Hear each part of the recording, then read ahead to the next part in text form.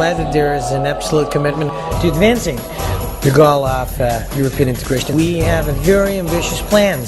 We are a very ambitious country. We are a very ambitious government. We have a special minister for European integration in our cabinet. We are changing the face of our country to become member states on the end of the day of European Union. EU member is our goal, is our vision. We want to be part of Europe. We want to be economy and open society. Who in their right mind would actually want to be a colony?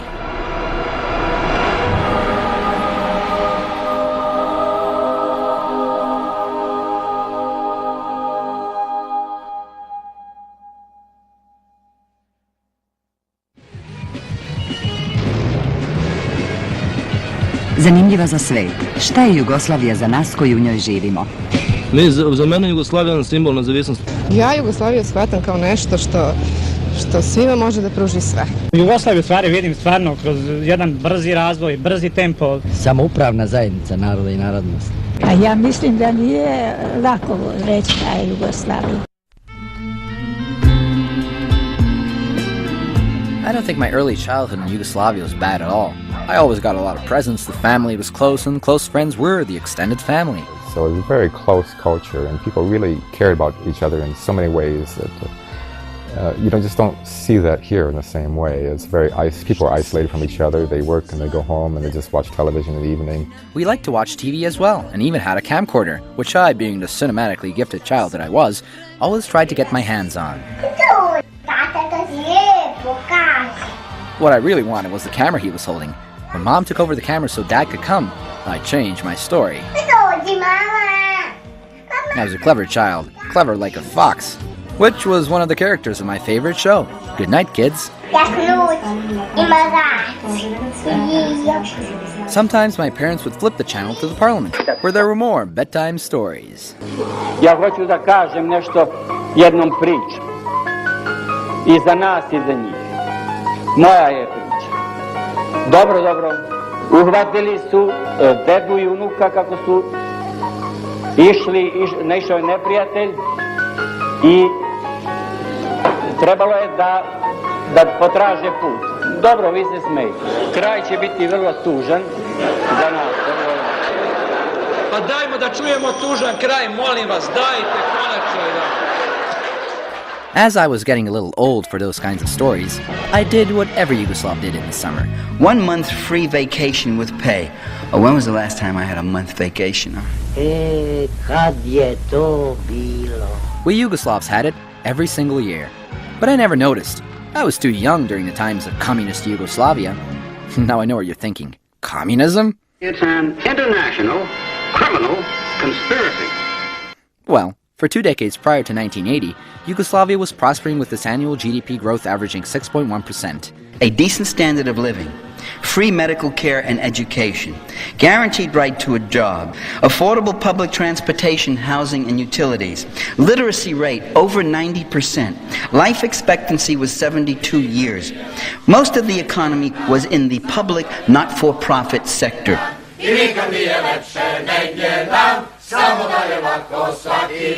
Yugoslavia was a different case because it had established its own form of a socialist model of economic activity, which was a mixed economy with private capitalist enterprise, with state-run industry, and with worker cooperatives. It was considered to be a success story of market socialism. It had higher rates of growth than most of the countries of Western Europe. It had an advanced welfare state. It was a multi-ethnic society which lived in harmony, and in many regards it was a model of development. I guess you could say there really is something special about this land. So why have people spilled so much blood over this land? Who was to blame here? Obično je kriv onaj koji je najmanje sumnjiv, to bar ja znam. Pročitao sam toliki roman u nastavcima. Before I continue, where are we? Yugoslavia was located between Greece, Italy, and Romania, and it was populated by Serbs, Croats, Bosnian Muslims, Slovenes, Macedonians, all of which are Slavs, and Albanians, Hungarians, and others. Their country was the result of a long fight to unite the people, to show the world what they can achieve if they work together, regardless of what happened in the past.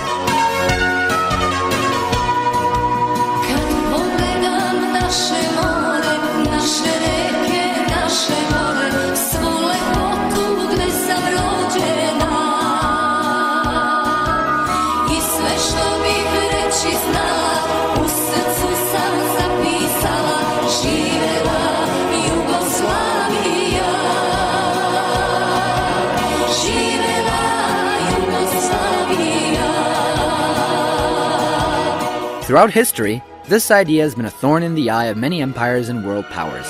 The idea was that the southern Slavs would not remain weak, divided people falling out among themselves or falling prey to some imperialist outsider. Serbs lost their freedom after the Ottoman Turks attacked them in 1389 on the Field of Blackbirds, which is called Kosovo. With the Serbs, the loss of statehood that lasted several centuries, for instance, produced a strong anchorage in the myth of Kosovo. Journalists come to Serbia and say, why are you Serbs so darn crazy that you celebrate a battle that you lost? You talk about the Battle of Kosovo, and you're always talking about a battle, how great it was, that you fought to the death, but you lost. Aren't you guys masochistic? Isn't there something wrong with you? And I said, ever heard of the Alamo? Remember the Alamo?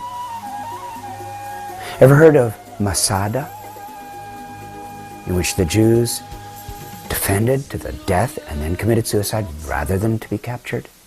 For standing up against the Turks, Serbs were persecuted and inventive torture devices were implemented. We lived under terrible persecution. We were whipped. We were lynched, except the manner in which we were lynched was by impalement.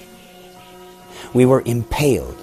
Now, if you don't know what impalement means a sharpened stick is put up your anus, driven through your body, and exits through your back without going through your vital organs. There were experts, Turkish Ottoman experts, who did that. So you were impaled like Christ was put on the cross to suffer. There was, however, a way to avoid all this. Convert to Islam. And many did. Many had no choice. This made a part of the Slavic population Muslim, while the rest was Christian Orthodox.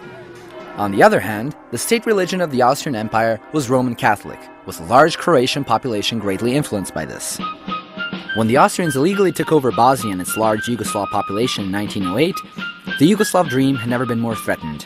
So, a group of Yugoslav nationalists, Young Bosnia, which included Serbs, Muslims, and Croats, decided that enough was enough. A young man, perhaps you've heard of him, Gavrilo Princip, shot and killed the Austrian Archduke Ferdinand in Sarajevo. Afterwards, he was quoted as saying, "I am a Yugoslav nationalist, aiming for the unification of all Yugoslavs. We must be free from Austria." Although the assassination of their Archduke did kind of make the Austrians mad, and heck, now they had a reason to attack the last Slavic stronghold, Serbia. This was, however, not the real reason for the attack. The Austrians and Germans had a plan to expand their empire to the east. War was the only way they'd achieve this.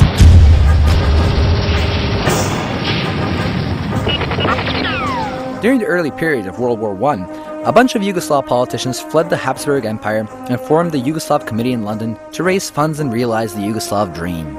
Towards the end of the war, the committee met up in Corfu, Greece with the Serbian government and declared that Serbs, Croats, and Slovenes were, quote, "the same by blood, by language, by the feelings of their unity, by the continuity and integrity of the territory in which they inhabit undividedly, and by the common vital interests of their national survival and manifold development of their moral and material life." It was what the Austrians and Ottomans had feared. The old world order was gone.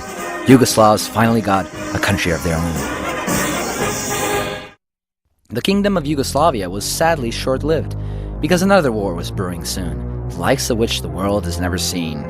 In hopes of keeping Yugoslavia out of the war, Yugoslav Prince Paul signed the tripartite treaty with Nazi Germany in 1941, but the British didn't like this, so they encouraged a coup d'etat and mass rebellion against the pact. The British were happy, now Hitler wasn't. In fact, he was so angry, he wanted to wipe Yugoslavia off the map. Yugoslavia was attacked from all sides. Yugoslavia at that time was divided up into 12 pieces, and some of it went to fascist Hungary, some of it went to fascist Italy. Macedonia went to the Bulgarians and the Albanians, and Serbia was occupied by the Wehrmacht and ruled by the Germans. Croatia and Bosnia were united in a Croatian fascist state under the Ustaša regime. This was called the independent state of Croatia. The idea, of course, in 1941 was that Croatia would be a condominium for German power in the Balkans. The Croatian fascists were quick to start eradicating all non-Croatian elements in the state. You know what that meant? Serb hunting season started.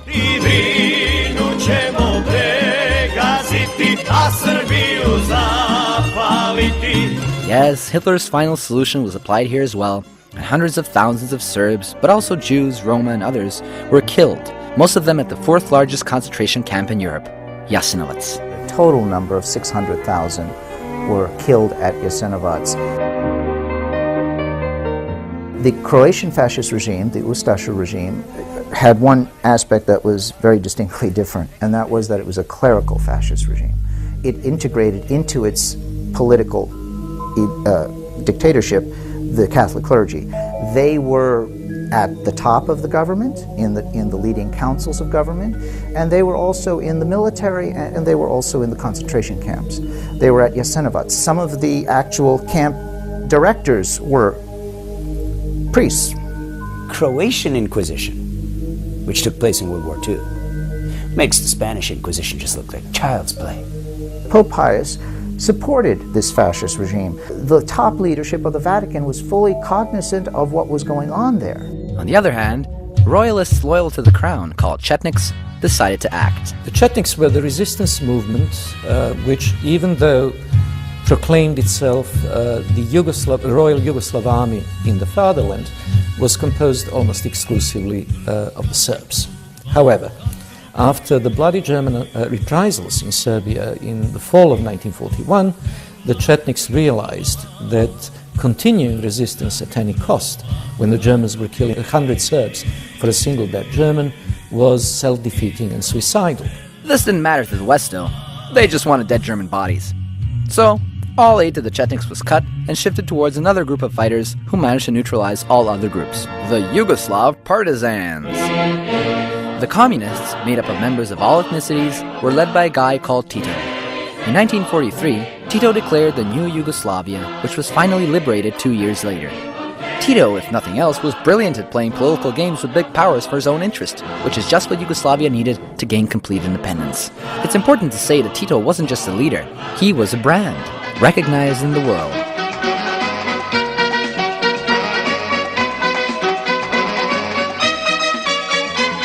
He was one of the founders of the non-aligned movement. And why were they so important? They were able to play a middle ground for the great powers that allowed the great powers to potentially talk to each other and discuss certain issues that could not be talked about openly.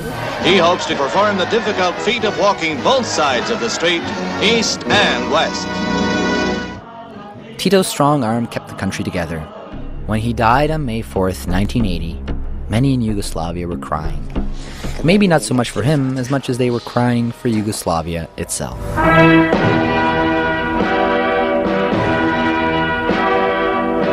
His funeral was the largest funeral for a statesman in recorded history.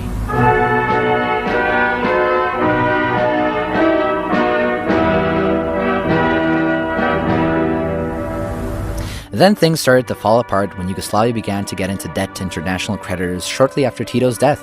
In 1984, while the eyes of the world were pointed at Sarajevo, where the Winter Olympic Games were being held, the Reagan administration was specifically targeting the Yugoslav economy in a secret memo, National Security Decisions Directive 133, which stated that U.S. policy will be to promote the trend towards a market-oriented Yugoslav economy.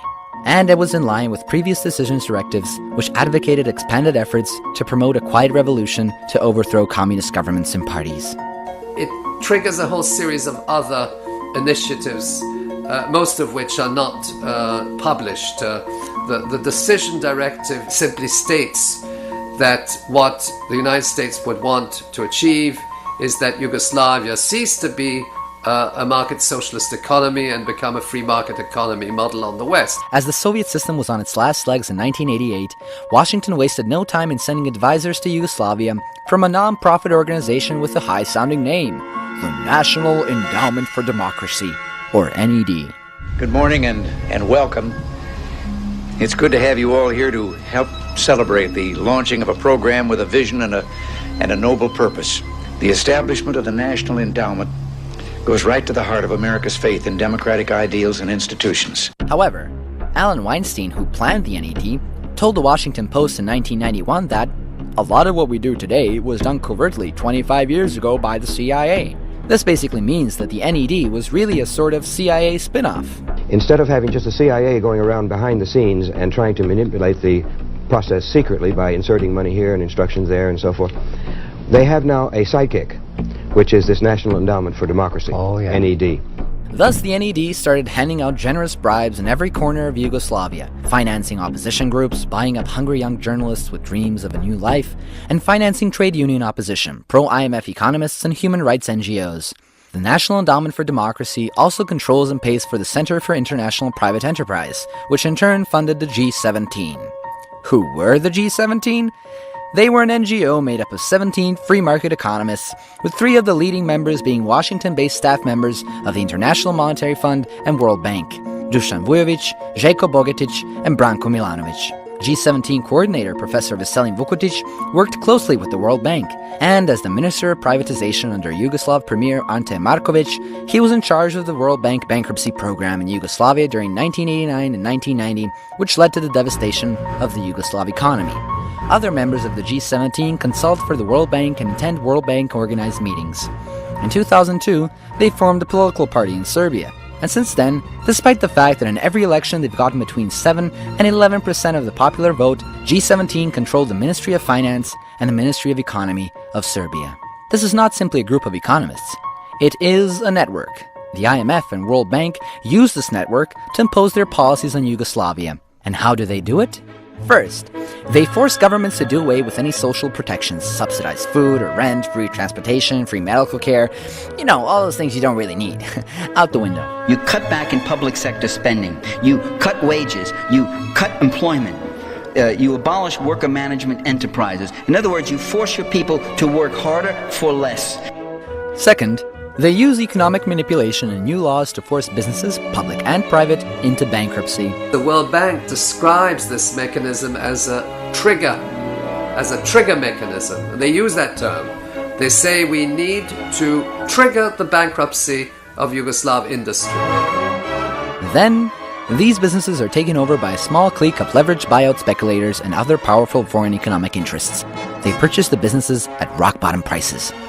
Creditors could simply take hold of these enterprises within a 45-day period, and either the enterprise had to close down or it was privatized. This is called privatization through liquidation. World Bank data confirms that under Vukotic's direction from January 1989 to September 1990, more than 1,100 industrial firms were wiped out. The standard of living declined 18% between January and October 1990. This downturn raised unemployment to 20% and thus increased tensions between the republics. Impoverished the population through these sweeping IMF reforms, which in turn contributed to heightening social and ethnic strife. So you have dissatisfaction of everybody, and everybody's looking for a guilty party. Čovjek kad nema ništa i kad nije osvešćen u egzistencijalnom smislu, on se hvata za one vrste ideja koje mogu da probude u njemu čoveka. A to su najčešće te nacionalne priče, te religijske priče, jer on osjeća se nekako bitnim kad ga neko osme, pa da, oni su krivi, a ne ja. In desperation, Prime Minister Markovic visited Washington to meet with President George H. Bush. He said that rising tensions among nationalities would be a consequence of his austerity privatization plan. So he asked for $1 billion in aid and said that if aid didn't come, there would be trouble. And we all know the Americans didn't want any trouble. In November of 1990, President George Bush went to the U.S. Congress and pressured them to pass the foreign appropriations law that called for the cutting off of all aid and credits to Yugoslavia. The law also demanded that if any republic in Yugoslavia wanted further U.S. aid, it would have to break away from Yugoslavia and declare its independence. Okay, it's not a conspiracy theory, it's not my speculation, it's not my analysis, it's a public law. It's a public law. It required the U.S. State Department approval of election procedures and results. in every one of the republics. It required that the republics do not hold national elections, but hold elections only in their own republics, and that the aid would go individually to those republics. And when the aid did go, it went to those groups which the U.S. defined as democratic groups, which meant small right-wing ultra-nationalist and even fascistic parties. This fracturing of Yugoslavia was not the result of pre-existing internal divisions.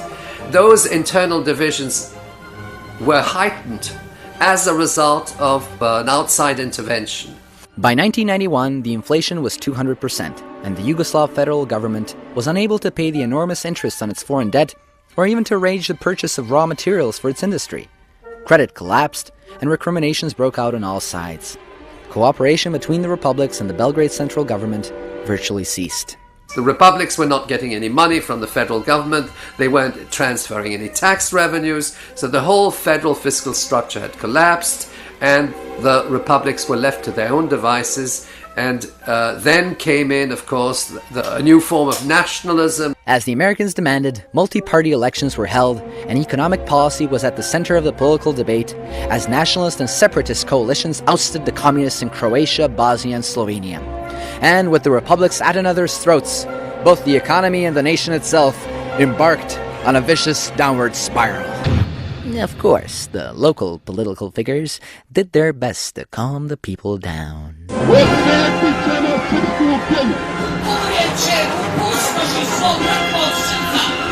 Nemojte da mislite da nećete odvesti Bosnu i Hercegovinu u pakao, a muslimanski narod možda u nestanak.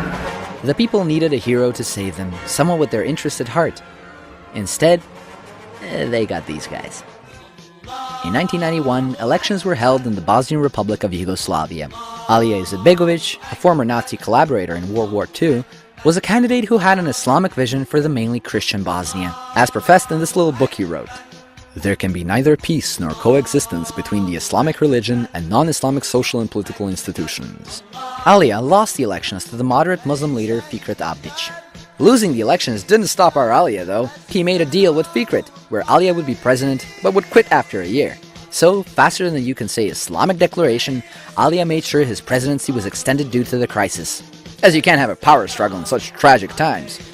In fact, there was a moment when Alija could have prevented the war, when he signed the Lisbon Agreement in 1992, which would have made Bosnia a confederation of 3 regions. Alija didn't like this. He wanted all the power. Luckily for him, the Americans didn't like this peace idea either. So the American ambassador to Yugoslavia, Warren Zimmerman, stepped in. So Mike Habib was in this meeting with Zimmerman and Izetbegović. Izetbegović had just come back from Lisbon, and Zimmerman says to him, well, you know, you could get a lot more from U.S. recognition if you just waited. And Mike Habib told me his jaw just hit the floor. If you don't like it, why sign it? Alija took the American advice and withdrew his signature, fortified his power, and the Americans recognized it. Another guy who just loved his power was the one, the only, Slobodan Milosevic. Slobo, as the masses like to call him, knew how to use those masses to get what he wanted. With a little luck and help from his close friend Ivan, the president of Serbia, he got sent to Kosovo in 1987, where Serbs felt threatened by the Albanians. During a scuffle with the police, one Serb asked Slobo why the police was beating them. Slobo then rightfully proclaimed he became an overnight star as the protector of all Serbs. However, this incident with the police was fairly localized. This guy needed a bigger stage. So, because he was so thankful to his friend Ivan, he booted him from the presidency. He also got him killed a decade later. You'd think that after Slobo became the new president of Serbia, he'd calm down. But no, he still needed a bigger stage. And what luck! A big anniversary was coming up. As Serbs were marking the 600th anniversary of the Battle of Kosovo, which is the crux of their historical culture, waving Serbian, Yugoslav, American, and well, Canadian flags, singing patriotic songs, Slobo took the stage and what the West described as a nationalist call to arms inflamed the audience.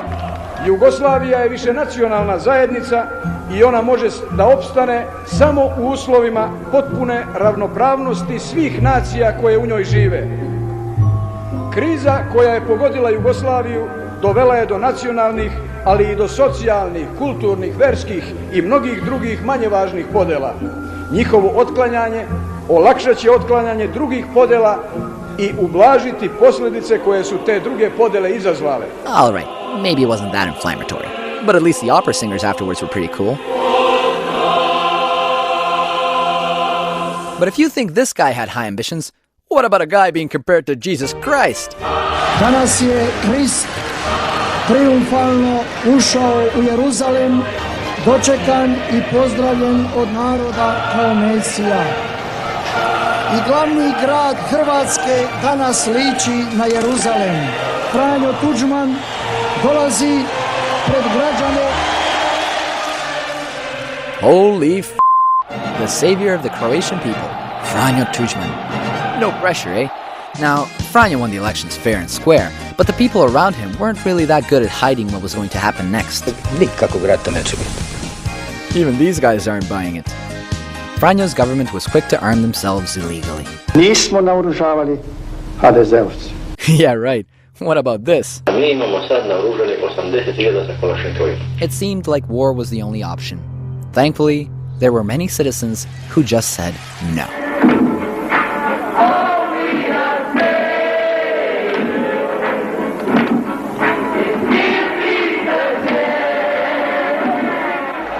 Nećemo mi ići putem zavađanja naroda.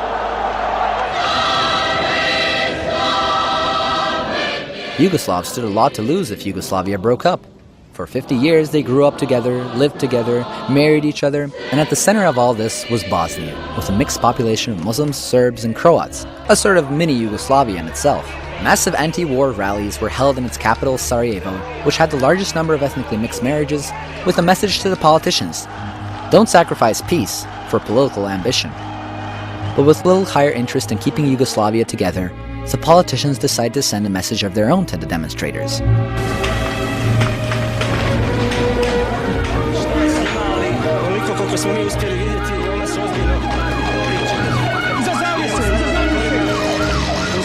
Slovenia and Croatia were the first who decided that peaceful negotiations weren't working out for them, so they unilaterally declared independence in 1991.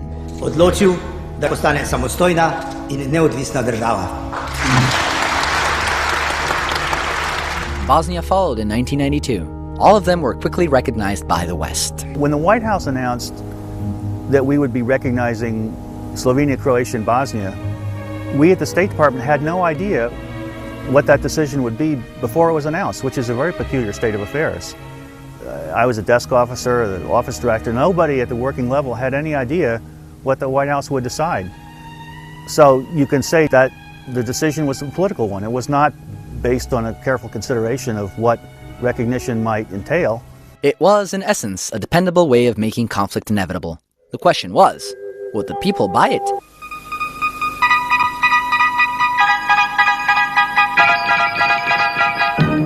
Of course, as history has shown, there was one surefire way to mobilize public opinion in favor of a conflict and bring them back to the World War II mentality where all Serbs became Chetniks and all Croats Ustaše.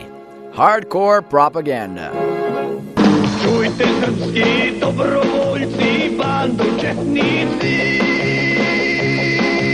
stići će vas naša ruka i u Srbiji.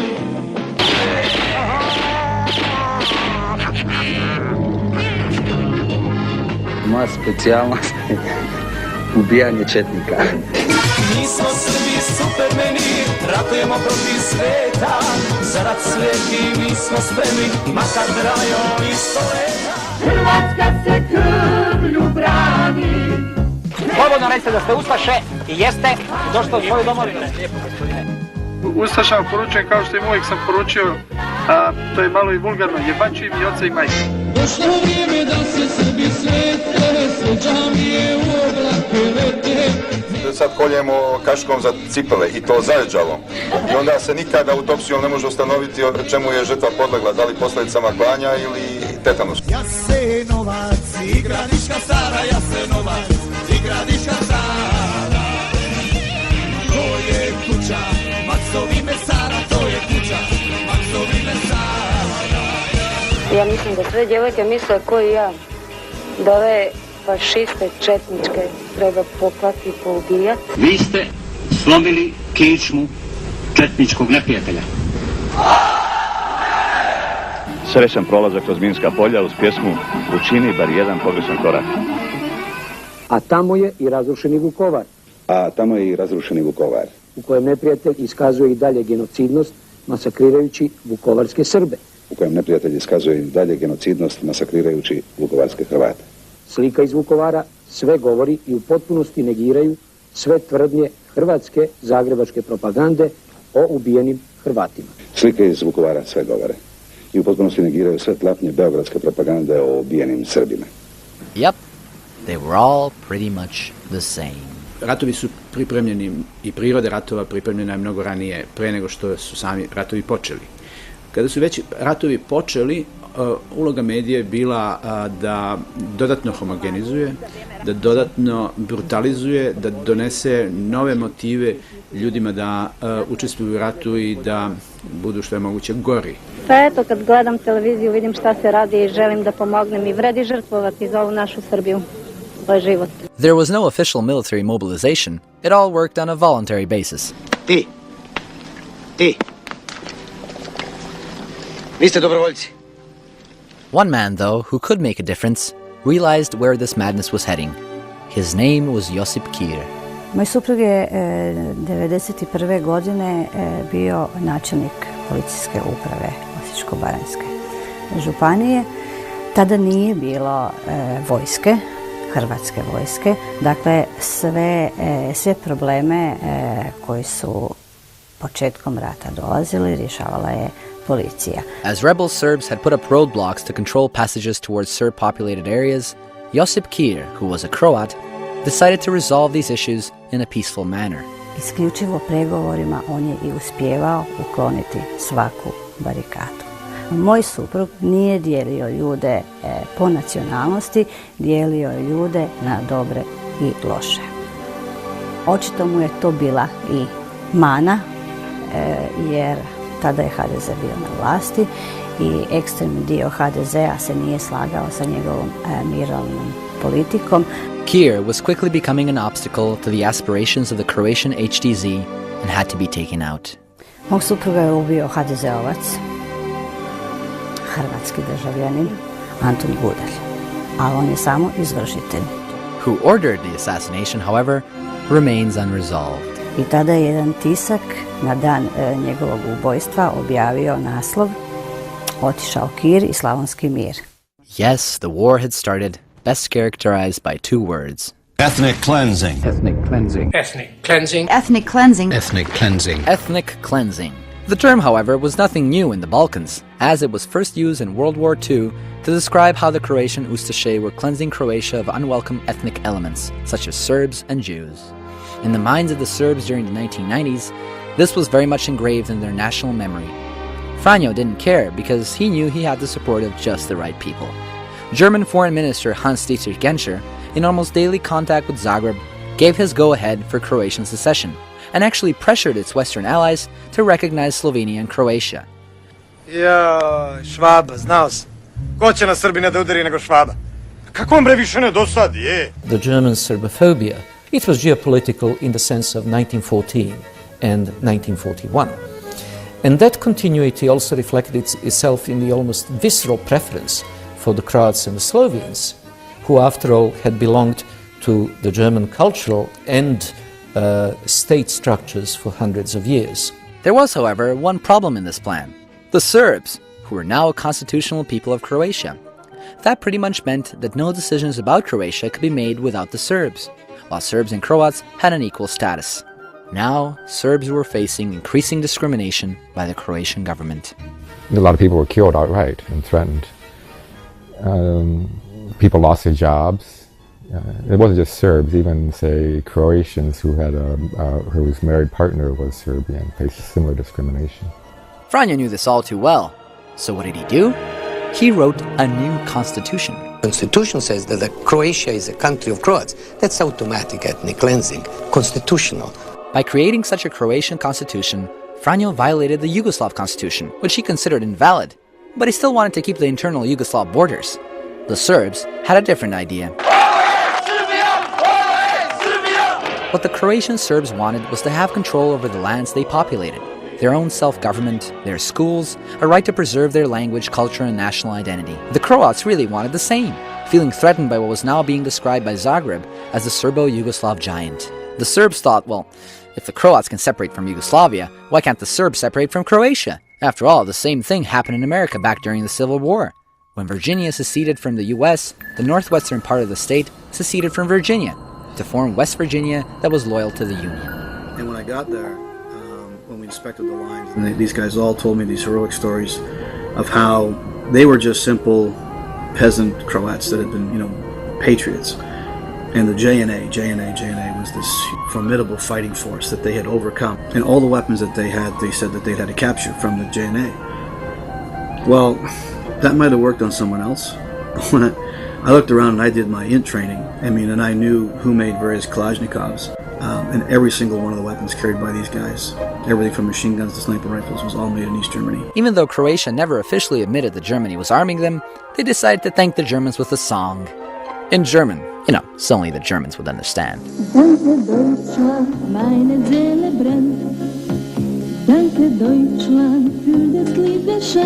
If you follow that bouncing ball, just recently, just last summer, Croatia donated surplus, I forget how many, 4,000 or 5,000 Kalashnikovs to the Afghan National Army.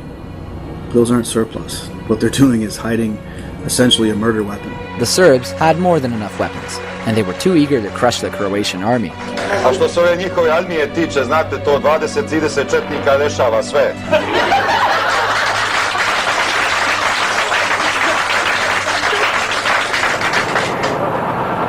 The Croatian town of Vukovar was under siege for 87 days, which later brought a Pyrrhic victory to the Serb forces. Why Pyrrhic? Well, because they actually destroyed the entire city. Vukovar se pročuo po cijelom svijetu po žrtvi koju je tom prigodom doživio. Naime, poginulo preko 4000 stanovnika Vukovara. A horrific example of how territory suddenly became more important than the people living on it. Even though they were brainwashed into thinking they were doing the right thing, some people woke up and realized what was really going on.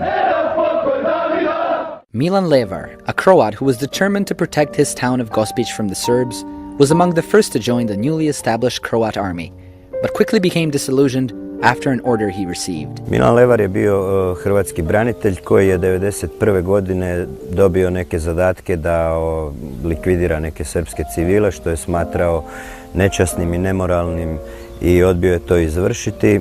1992. u 6. mjesecu on se skinio iz vojske zato što nije htio izvršavati izravne naredbe nadređenih ovdje u Gospiću koji su tada vladali. I nakon toga je obavještavao nadležne institucije o zločinima koji su se događali u Gospiću. Kada nadležne institucije nisu ništa poduzimale, počeo izlaziti u javnost već od 1993. govoreći o nepravdama koje su počinjene prema njegovim sugrađanima, gospićkim Srbima, ali i nekim Hrvatima koji se ili nisu slagali sa takvom politikom etničkog čišćenja koja se provodila u Gospiću ili su na bilo koji drugi način smetali ljudima koji su tada vladali Gospićem. His fight brought him all the way to the International Criminal Court where he testified. After that, however, extreme elements in Croatia decided to silence Milan Levar. Podmetnutom bombom je ubijen u svom dvorištu. 2000. godine kad je bilo praktički puni mir.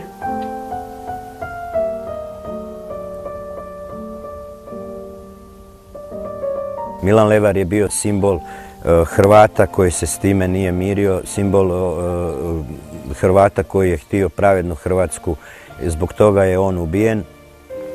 Vlast je procesuirala djelomično taj zločin, otkrila je za 50 ubijenih osoba tijela, kaznila je trojicu odgovornih sa po 15, 12 i 10 godina i tu se zaustavila.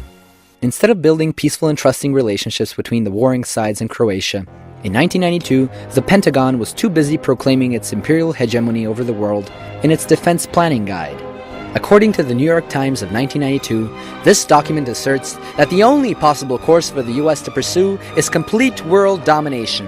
and it adds that no other country has the right to aspire to the role of leadership, even as a regional power.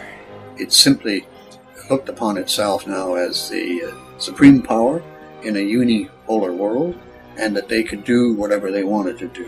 Yugoslavia had to be broken down, and there was no better symbol for Yugoslavia than its Central Republic of Bosnia. War erupted into the worst bloodbath in Europe since World War II.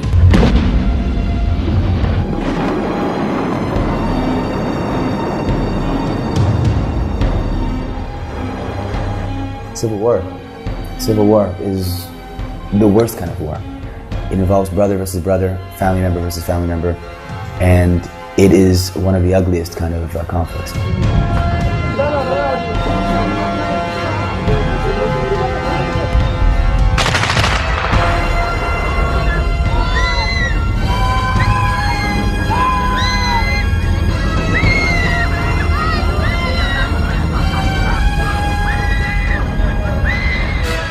The Serbs wanted to have control over the lands mainly inhabited by Serbs, including lands that were of a strategic importance to them. The Croats wanted the same for themselves, while the Bosnian Muslims, or Bosniaks as they're called today, wanted it all. To achieve this, the Bosnian government, now increasingly representing the Bosniak voice, started getting help from the Americans. The secret flights started arriving at Tuzla. The Americans started to approve the delivery of arms to the Bosnian Muslims. American President Clinton later admitted in a book that the Americans didn't enforce the arms embargo. Heck, but that's not all. Alia was also offered the help of hundreds of mujahideen. Come on, who can say no to these guys? Serbs, on the other hand, relied heavily on aid from Belgrade. As the Yugoslav army was the fourth largest in Europe, the West moved to stop Belgrade from helping the Serbs in Bosnia. So, in May of 1992, sanctions were imposed on what was left of Yugoslavia, Serbia and Montenegro. By October 1993, 90% of Yugoslavia's domestic drug production stopped. The average daily intake of calories had fallen by 28% compared to 1990, and 1.5 million people were classified as undernourished. 2 months later, over 60% of Yugoslavia's workforce was unemployed, and the average monthly income had dropped from $500 to $15. The markets and stores were close to empty. Nema mesa, nema lekova, nema ulja, nema beli sijalic, evo molim svi. As usual, sanctions and merely hurt the people at the lowest rung on the ladder.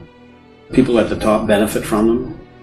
They forced the Serbs into what would happen anywhere. It was a criminal economy. The criminals became the king because we made it so. If you go to Belgrade, what used to be the diplomatic areas are now all the thugs and goons that made tons of money from the war on the black market. More profiteers, big time. Slobo's government hijacked the country's financial system, while Serbia's citizens were duped by several pyramid schemes, most notably by those of Dafina Milanović and Jezda Vasiljević. Ja uporno ponavljam da smo mi izuzetno pametan narod. Ja sam donela odluku da svi oni koji žive od Dafimen banke i dalje žive. Narod, želite li bolji život? Želite li posao? Želite li penzije na vreme? Želite li vašu staru deviznu štednju? Ja to umem i mogu da ostvarim. For themselves, of course, because both Dafina and Jezda got the hell out of the country with the people's money. The economic tragedy, triggered by the sanctions, was reaching its peak. The effect was quite severe, especially in 1993. Actually, the inflation rate in Yugoslavia was the highest in recorded history. So, as I recall, I think it was something like 1.8 billion percent inflation rate. They even printed a 500 billion dinar note. The lawlessness was intensifying and the mafia was taking control. In spite of the catastrophe around them, the Serbs would not yield to the will of the West. So one man decided to use this opportunity to save an organization that no longer had a purpose. The North Atlantic Treaty Organization, or NATO, was a system of collective defense whereby its member states agreed to mutual defense in response to an attack by any external party founded in 1949. The purpose, really, became to protect the West from the Soviets, a counterbalance to the later formed Warsaw Pact. President Eisenhower saw NATO as a defensive alliance that eventually the Europeans would take over. Instead, the U.S. has turned it into an instrument of power and eastward expansion. But then the Soviet Union went bust. The U.S. explicitly broke the agreement that was made with Gorbachev about not surrounding Russia with hostile, militarily armed states. The colonization of Serbia is the bottom or second step on the staircase to Russia. We must be colonized because NATO learned Hitler's lesson. Don't have a two-front war when you're attacking the Russians. You have to neutralize Yugoslavia the way Hitler did. But to do that, you'd need to create a case where you had to intervene against an enemy in Yugoslavia. Enter Joe Biden. We face a blatant act of Serbian expansionism and aggression. This is no more a civil war than Germany and Austria and Czechoslovakia had civil wars in the 1930s. This, as then in my view, is fascist thuggery on the march. He was calling Serbs horrific names at the same time that he had a very influential position on the Foreign Relations Committee of the Senate. Biden was also emphasizing the importance of a new role for NATO, as seen in February of 1994 at the Senate hearing on the future of NATO. Last month, while the Allies reassured themselves in Brussels that NATO remains at the bedrock of European security, crimes of a kind that were tried in Nuremberg a half a century ago continued unabated in Bosnia. Without a common enemy to unite us,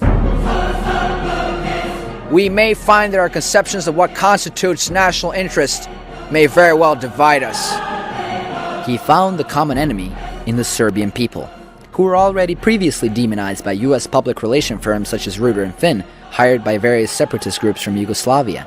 They not only demonized the Serbian leadership, they demonized the Serbian people. The problem for the Serbs was that they were a little slow off the mark. They did not understand what was being done to them, and by the time they did, the whole Balkan region had collapsed into a state of conflict in which the Serbs were made out clearly from propaganda at the time to be the enemy of everybody else. Thus, the U.S. quickly set out to act against the Serbs, stirring up a storm in Croatia. Operation Storm, that is. So they came up with a plan where the Croatian army would launch an attack down into the Krajina and occupy the area that was manned by the Serbian minority that had been there for, 4 or 5 centuries.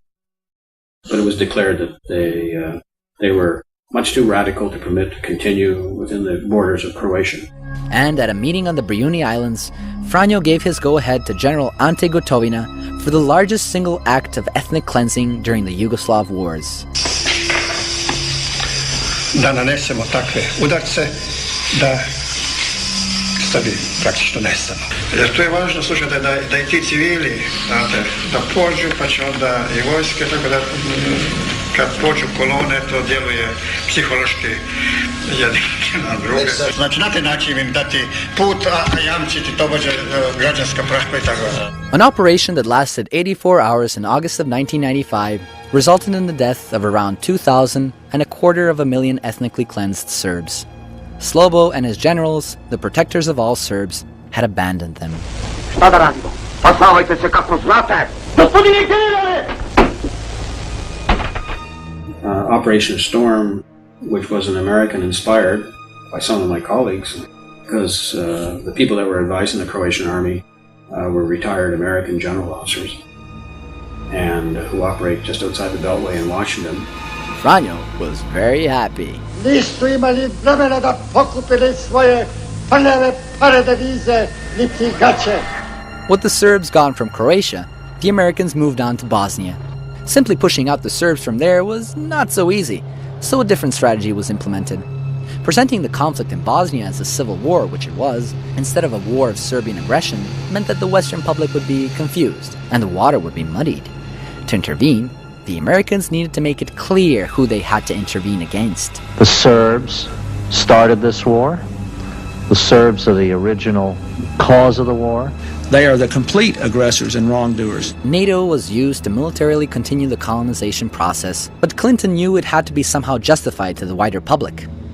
Perhaps the best example of what we're talking about here is Srebrenica. Srebrenica, a village in Bosnia, was declared a UN safe zone for Bosniaks seeking refuge, but was never really demilitarized, which allowed Bosniak forces to attack neighboring Serb villages. Serb commander Ratko Mladic overran Srebrenica, with thousands of Muslims killed and ethnically cleansed. What happened in Srebrenica was a stage-managed fall of the enclave to the Serbian forces, which never expected to conquer it. The United Nations declared that this was genocide, even though UN observer Philip Corwin estimated that the number of killed Muslims in Srebrenica was no larger than the number of Serbs killed in villages around Srebrenica. But that didn't matter. Srebrenica was to be used for a much greater agenda. There are trustworthy witnesses on the Muslim side who claim that Ali Izetbegovic told them that Bill Clinton had indicated to him, Izetbegovic, that 5,000 dead Muslims would be the price of NATO intervention on the Bosnian Muslim side. They believe that Srebrenica was deliberately sacrificed by Izetbegovic in order to provide this burnt offering to the White House that would be the justification for intervention, and indeed the proof of the pudding is indeed. The Bosnia government had no choice. Mr. Salajic, speaking for his government, said, "We have no choice, and our presidency had no choice but to appeal for a military intervention in Bosnia and Herzegovina. You cannot go this alone. The American public will not tolerate it. The alliance cannot stand it." And intervention ensued. Here was NATO, an organization formed for the sole purpose of defense of its member states, attacking a country that has not attacked or threatened any of its member states. Louis Mackenzie, who was the Major General of the UN Army in charge of Sector Sarajevo, tried to warn the Americans of what they were embarking upon. So I appeared in front of Congress and they asked me my opinion, and I said, start training your grandchildren to be peacekeepers in Bosnia, because you're going to be there for generations. And a lot of them are still there. As heavily armed US and NATO troops enforced the peace in Bosnia, the press and politicians alike portrayed Western intervention in the former Yugoslavia as a noble, if agonizingly belated response to an outbreak of ethnic massacres and human rights violations. A lot of the so-called liberal or left-wing or progressive media were themselves co-opted by the mainstream viewpoint regarding the Balkans. In other words, they had bought into this paradigm that was presented to them by the arms of the government of the United States and the EU powers. Only the journalists who towed the line and found new ways to attack the Serbs, other than the ones that their editors sent them to tell, other than the stories that were pre-written before they came to the Balkans, those guys excelled. Of course, the bombing campaign forced the Bosnian Serbs to surrender.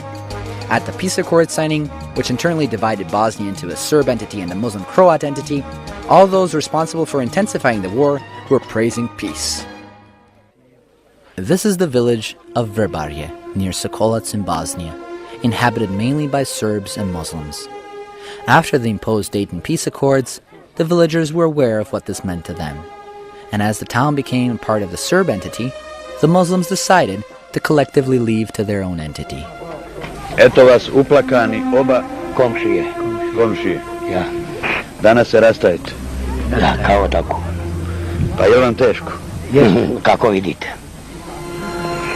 Je li ovo baš lijepo da se komšije rastaju u suzama? Ovo je sa svega srca, mog i njegovog, sigurno. Živjeli ste toliko godina. Koliko imamo godina, toliko smo živjeli. Živjeli smo. Bez svađe, bez nesuglasica. Ne bez svađe, ne bez suglasica, nego sa pomoći jedan drugom. Čitavog života do sada je bilo i evo sada je tako. Kako je sad? Kako vam je sad? Teško. Recite po srcu i duši, je li bilo maltretiranja, je li vam bilo ovdje loše? Nikad. Nije nam moglo bolje biti. Je li vam žao? Pa još nam žao rastaviti se s našim komšijama, oni su nama uvijek valjali, dobri smo bili, slagali se, sve. Jesu vas provocirala djeca, jel ste imali nikakvih problema ovdje, srpska djeca? Nije ništa, sve smo bili fino, koji ranije što smo bili. This video footage has never been shown anywhere before. It just didn't fit the image that the Western media had tried so hard to project. The tidy melodrama of the evil Serbs destroying everything non-Serb in sight. Do you think this would mobilize Western public opinion to intervene? Nije bilo svađa, nije bilo pritisaka, nije bilo tuča, nije bilo. Nikad. Živi ste i zdravi? Živi i zdravi. Nismo imali problema. Ni najmanji problem nisam imala. Svi su mi dolazili, i vojnici, i narod drugi. Nikad me nije niko vala, ni krivo pogledao, Boga mi. What? Serbs not behaving like genocidal maniacs? Komšija nam evo došla, evo 2 dana, uvijek imam nekoga od komšija, prate nas, plaćemo svi. Tako. Rastajemo se kao ljudi. Human beings? Them? I volio da se slijedi ovo, da mi opet i dalje zajednički živimo kao što smo živjeli, da dođe jedno vrijeme, da bude Jugoslavija kao što je bila.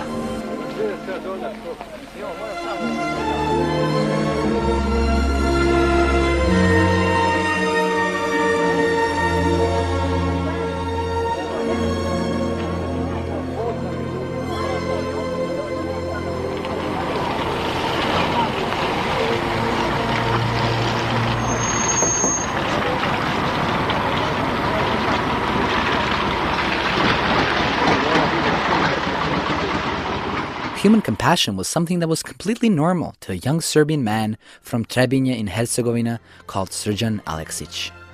Srđan's father recalled how his son noticed that the Serb police was arresting a man on an ethnic basis. Srđan je vidio da policajci vode Alena, pošao je za njima da vidi šta je razlog što ga vode. Dogodilo se da su naišli na pijanog vojnika koji je oteo Alena iz ruku policajaca kada je shvatio da je ovaj musliman. Ovaj vojnik je izvadio nož da zakolje Alena na ulici kao na najgrublji način što se može oduzeti čovjeku život. Srđan se umiješao, pohrvao se s vojnikom, Alen se je skočio, pobjegao, Srđan je izbio nož vojniku iz ruka i pošao da ide, ali su naišla još 3 vojnika koja su iz daleka vidjeli da Srđan hrve sa vojnikom. Napali su Srđana, oborili ga, gazili ga nogama, udarali. Srđan je ostao na ulici unesvješćen, vojnici su otišli kao obavili su svoj posao i živjeli se na čovjekom. Srđan je prevezen u bolnicu, konstatovan izliv krvi na mozak. 7 dana se Srđan borio za opstanak, za život. 7. dan, na sami dan, 27. januara 1993. godine je Srđan umro. This is one among many stories of true heroism that never made it to the Western media. The West was more focused on escalating the conflict so they could have the excuse for jumping in for their own interests. As the world celebrated peace in Bosnia, the international financial institutions were busily collecting former Yugoslavia's external debt from its remnant states, while transforming the Balkans into a safe haven for free enterprise. In late 1995, the West unveiled a reconstruction program that stripped Bosnia of sovereignty to a degree not seen in Europe since the end of World War II. It was pure colonialism, consisted largely of making Bosnia divided territory under NATO military occupation and foreign administration. This pattern of intervention was so successful that the West just had to replicate it in Kosovo. But I think that the region is very important in geostrategic terms, and they saw Kosovo as a very potential country to actually secure their presence in the region. But the West underestimated the importance that Kosovo has to the Serbian people. My fellow Americans, today our armed forces joined our NATO allies in airstrikes against Serbian forces responsible for the brutality in Kosovo. On March 24th, 1999, on the order of Javier Solana, in an act of pure aggression, NATO had violated international law and the UN Charter by launching an air assault on Yugoslavia. The people of Yugoslavia, however, decided to show their true spirit by going outside, singing songs and having fun on their bridges in spite of the catastrophe around them.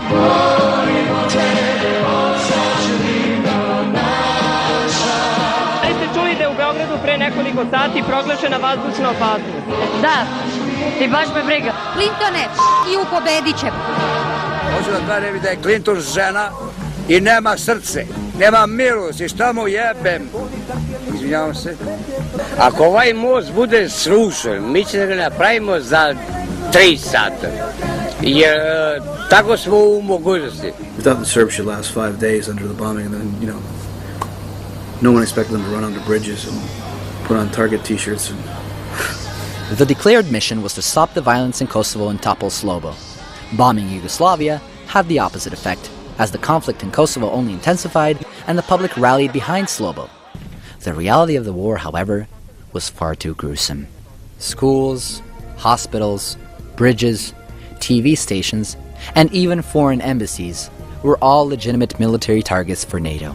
Things that they bombed, the power grid, and night after night they would hit the power grid, knock it out so that they couldn't pump water and they couldn't, the bakeries couldn't fire up in Belgrade. So denying millions of people access to daily bread and water, how does that affect the counterinsurgency efforts of the Serbian security forces in the province of Kosovo? These were attacks on the Serbian people. When civilians died, they call them, collateral damages, and that's what, makes you feel bad, because humans, they have their names and they're everything for their families, but for the rest of the world, they're just collateral damage. They hit the cigarette factory in Niš 3 times. And it ended up being purchased by Philip Morris. Well, if I walk into a supermarket with a hammer and start smashing stuff and then say, look, I'll pay you a pittance for the remains, I'm a Viking or a Vandal. Apparently, the cigarettes made in Niš were also killing Albanians in Kosovo, so they needed to be taken out. Obviously, Philip Morris had an issue with the cigarette factory in Niš. It was one of their main competitors in the European market. The real purpose of the war was to economically colonize the country, to replace the entire non-compatible domestic infrastructure with German-compatible, American-compatible economic systems. So bomb the car factory, the Yugo car factory, the car that managed to make it into the U.S. market. The Yugo, it's the road back to sanity. Bomb that to the ground. Bomb the cement factories, bomb the oil industry, bomb all of the telecommunication systems, so you can sell them the new ones, much more expensive, not any better. If this was NATO's job, it had to have been well coordinated in advance. In fact, almost a year prior to the war, the World Bank carefully analyzed the consequences of an eventual military intervention leading to the occupation of Kosovo, and conducted relevant simulations which anticipated the possibility of an emergency scenario arising out of the tensions in Kosovo. This suggests that NATO had already briefed the World Bank at an early stage of military planning. The plans for occupation started before a good enough pretext to intervene was found. But hold on! Occupation? Weren't we told that Kosovo was to be liberated from the Serbian aggressors who invaded it? Well, I've yet to find someone who can explain how a country can invade itself. History was twisted in a way that would give the West a believable pretext to intervene. After 5 centuries of Turkish rule, Kosovo legally became a part of Serbia in 1912. By then, a lot of the Serbs were long gone, and those that were left were again under persecution during World War II when the Albanian fascists took over Kosovo. Mustafa Kruja, the Prime Minister of Albania, was in Kosovo in June of 1942, and at a meeting with the Albanian leaders of Kosovo, he said, "We should endeavor to ensure that the Serb population of Kosovo the area be cleansed of them, and all Serbs who had been living there for centuries should be termed colonialists and sent to concentration camps in Albania. The Serb settlers should be killed." The terror against the indigenous Serbian population reached significant proportions, with over 10,000 being killed in cold blood and twice that number being expelled.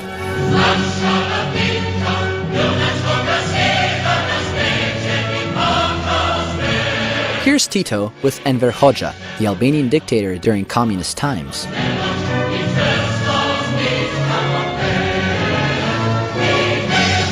You see, one thing I didn't mention about Tito is that he didn't just want to be ruler of Yugoslavia. He wanted most of the Balkans, a federation including parts of Greece and Italy, Bulgaria and Albania as well. This meant that the Albanian dictator Hoxha was to be shown just how much the Albanians were well treated in Yugoslavia. So the Yugoslav Albanians living mostly in Kosovo got a better living standard than in Albania. Their own university, schools, newspapers, political institutions, cultural centers, everything in the Albanian language. Albanians from Albania were flooding into Kosovo with ease, and the Serbs were being pushed out. Ovdje su bili 200 srpskih kuća, sada su svega 5. Sve je to otišlo od terora, od pritiska. Western media failed to mention any of this. The The official story was that Kosovo Albanians wanted independence because of Slobo's actions in the 1990s, which ignored the fact that Albanians demanded for Kosovo the status of a republic quickly after Tito's Yugoslavia was formed, around the time Slobo was born, and even held mass demonstrations in 1968. In 1974, Tito gave Kosovo, still a province of Serbia, all the traits of a republic, and this effectively helped the Albanian leaders to continue what was started in World War II.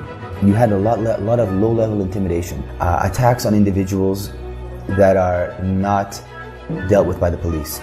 In the sense that effectively there's no arrests that follow. A New York Times article published on July 12, 1982, many years before Slobo came to power, said that the exodus of Serbs is admittedly one of the main problems that the authorities have to contend with in Kosovo. Regarding the Albanians who want to separate from Yugoslavia, Beqir Hoti, an executive secretary of the Communist Party of Kosovo, stated that the nationalists have a two-point platform.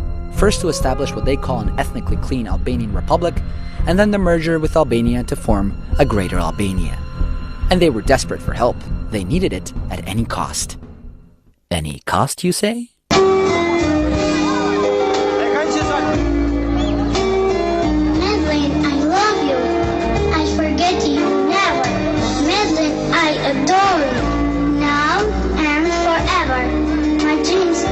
True, because I keep your name.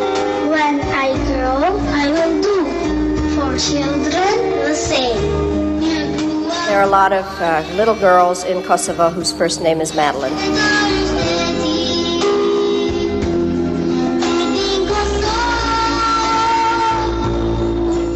If you want, we can talk here, we can go outside.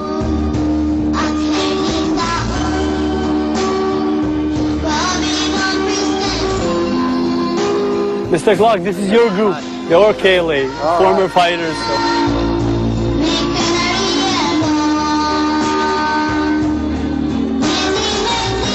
Thank you for the enormous amount of money you've raised tonight.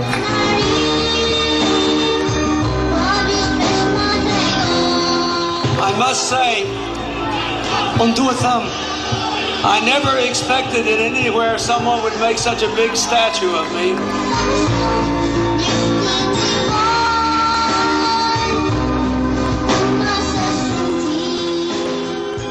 You gotta hand it to the Albanians. They really know how to flatter the Americans. Trouble is, the Albanians didn't know what they were getting themselves into. In 1998, the KLA was still classified by the US State Department as a terrorist organization bankrolled by the proceeds from the heroin trade and by Osama bin Laden. As it became more evident that the KLA was driving events in Kosovo, the US realized it could use them for their own interests. The whole northern Albania region was actually under the control of the KLA, not the Albanian government. And U.S. cargo planes were landing at the rate of 2 a day, bringing supplies and arms shipments. British Special Forces, CIA, U.S. military forces were providing training to the KLA. This was before the war. Germany was shipping ex-East German military arms to Albania with the understanding that Albania would provide it to the KLA. The goal was to provoke a harsh response from the Serbian army so the West could pretend it's jumping in to stop the war and impose its policies. Slobo sent in the military and a full-blown conflict erupted in 1998. 1999. godine je prosto simulirana jedna situacija nerazrešivog konflikta Srbije i Albanaca pod firmom kršenja prava. Ljudska prava su tu poslužila kao mantra preko koje će javno mnjenje Zapada, pre svega Sjedinjenih Američkih Država, da prihvati legitimnost intervencije. Certainly, everything the United States has done in Afghanistan and Iraq is far worse than what the Serbian military ever did in Kosovo. If you're going to colonize a territory, you might as well put it on paper. U.S. State Secretary Madeleine Albright masterminded the so-called Rambouillet Agreement, which was modeled on the Dayton Accords imposed on Bosnia. Here, NATO outlined how it will occupy and colonize Yugoslavia in Annex B of the Rambouillet Agreement. NATO personnel shall enjoy, together with their vehicles, vessels, aircraft, and equipment, free and unrestricted passage and unimpeded access throughout Yugoslavia. Naravno, oni su nas zato odveli u Rambouillet da bi nas udavili. We intentionally raised the bar too high. We knew that they could not accept this addendum to the agreement, and the intention was to go ahead and bomb. In fact, this annex was secret. That's right, it was not revealed to the public until several months after the beginning of the war. The document also went a step further and basically promised Kosovo's secession in 3 years. The Kosovar leaders signed that agreement last week, even though it does not give them all they want. Nope, they have to wait 3 more years to get it. They saw that a just peace is better than a long and unwinnable war. The Serbian leaders, on the other hand, refused even to discuss key elements of the peace agreement. Gee, I wonder why. Hey, do you want us to occupy you this way or that way? Of course, while the true details were hidden, the story was presented that the Americans wanted to protect the Albanians. Some refugee, maybe we can show some refugee pictures. You know what? They break my heart. Yes, it's horrifying. America's been responding to this terror, these pictures that have been going on, and all these atrocities. You look at all the atrocities, all the misery and mayhem and insanity. There's an insidious evil that permeates this earth. Many Albanians didn't buy it. Ja sam Šitar, nisam pravoslav. Šitar sam, Albanac. Od Prvi svjetski rat i do danas nigde nisam živio bolje no u Kosovu i u Jugoslaviji. Država koja je najbogatna država u svijet, vidi što radi na zlo u Jugoslaviji i narod jugoslavsku i šiptarsku. To je sve kriva od Učekehi, od Ameriku, od NATO. Ali oni tvrde kako pomažu Albancima, kako sprečavaju humanitarnu katastrofu. Bomba ne pomaže nikom. Nikome ne pomaže bomba. I consider that the intervention of the West in 1999 against Serbia was made possible by the geostrategic interest that the Western countries might have had, and especially the United States of America. This had nothing to do with the Albanians or the Americans caring about them. Da li NATO piloti mogu iz vazduha da razlikuju traktor od tenkova vojske Jugoslavije? Mi se nalazimo na mestu, naravno 10 dana posle poznatog već pokolja koje je NATO izveo gađajući civilnu kolonu izbeglica Šiptara sa Kosmeta. That's right, NATO killed Albanian civilians too. Lots of them. If they cared about Albanians, or Serbs for that matter, the West wouldn't have aided the KLA, which was directly linked to organized crime and the narcotics trade. You don't help anyone by aiding the mafia.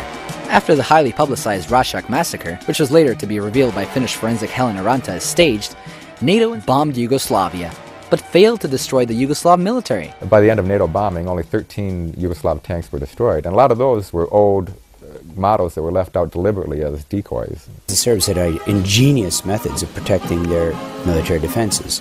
They built wooden tanks, painted them to look like a real tank, and put an old heater or microwave oven inside it and turned it on.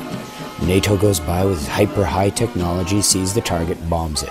Okay, those bombs cost several $100,000 per go, and the tar paper tank costs about $200. U jednom avionu, jedan Englez, jedan Bukarin i jedan Srbin Era. Sad ja ne znam baš kako je to sve išlo po redu, samo na kraju Srbin je bio najpametniji i sve je nadmudrio.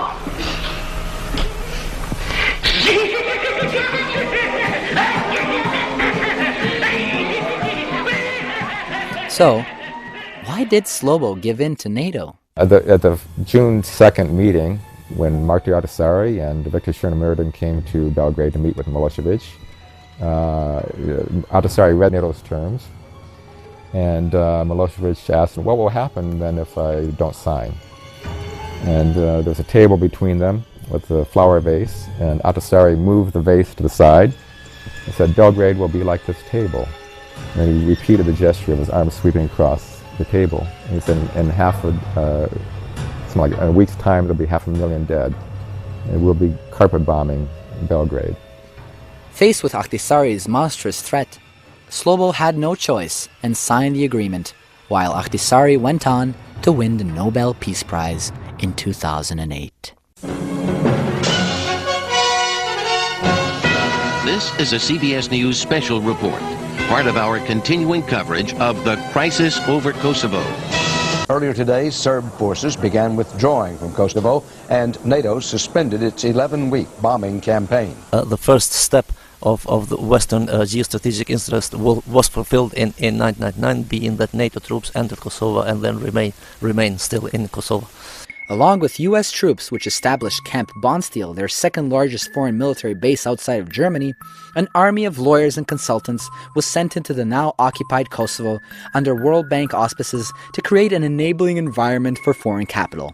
And how was this done? They set up an organization to manage the privatization of socially owned enterprises.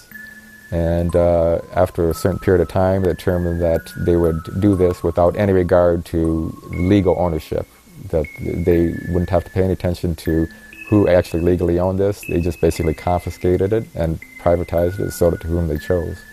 Yugoslav state banks in Kosovo were closed down, and the Deutschmark was adopted as legal tender. Almost the entire banking system in Kosovo was handed over to Germany's Commerzbank AG, which guaranteed full control over commercial banking functions in the province. 1 second, though. Think about this for a little bit. Human rights violations, war crimes. Those are the reasons the West went into Kosovo, we've been told by the media, right? So why was the head of the UN mission in Kosovo most obsessed with taking over a coal mine from the Serbs? Prior to the bombings, Western investors already had their eyes riveted on the massive Trepča mining complex, which constitutes the most valuable piece of real estate in the Balkans, worth at least $5 billion. The Trepča complex not only includes copper and large reserves of zinc, but also cadmium, gold, and silver.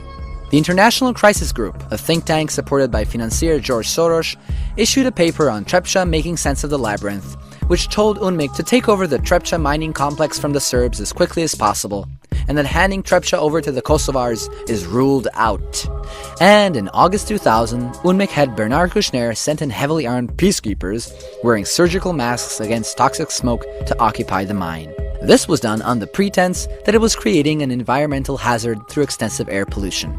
Of course, a healthy environment has always been a top priority of the West and Yugoslavia, even during the bombing campaign nicknamed Merciful Angel. After NATO used depleted uranium munitions here during the 1999 bombing, military experts from Belgrade have registered an increased radiation level. Dr. Srblak was among the first to raise the alarm. There is no other place in the modern world where so many people, and so many young people, die from cancer. In this animal hospital in the south of Serbia, there is evidence of something going wrong. And as it takes billions of years for uranium to decay, the shadow of the ghost of the Merciful Angel will hang over the region virtually forever. See, that's perfectly fine. Meanwhile, the United Nations had handed over the management of the entire Trepča mining complex to Western Consortium. With a stake in the Trepča deal was Morrison Knudsen International. The new conglomerate was the Washington Group, one of the world's most powerful engineering and construction firms, as well as a major defense contractor in the US. Are any of the Western politicians, businessmen, or lobbyists facing charges for stealing from the Yugoslav people? For crimes against the people of the former Yugoslavia? Nope. Not a single one of them.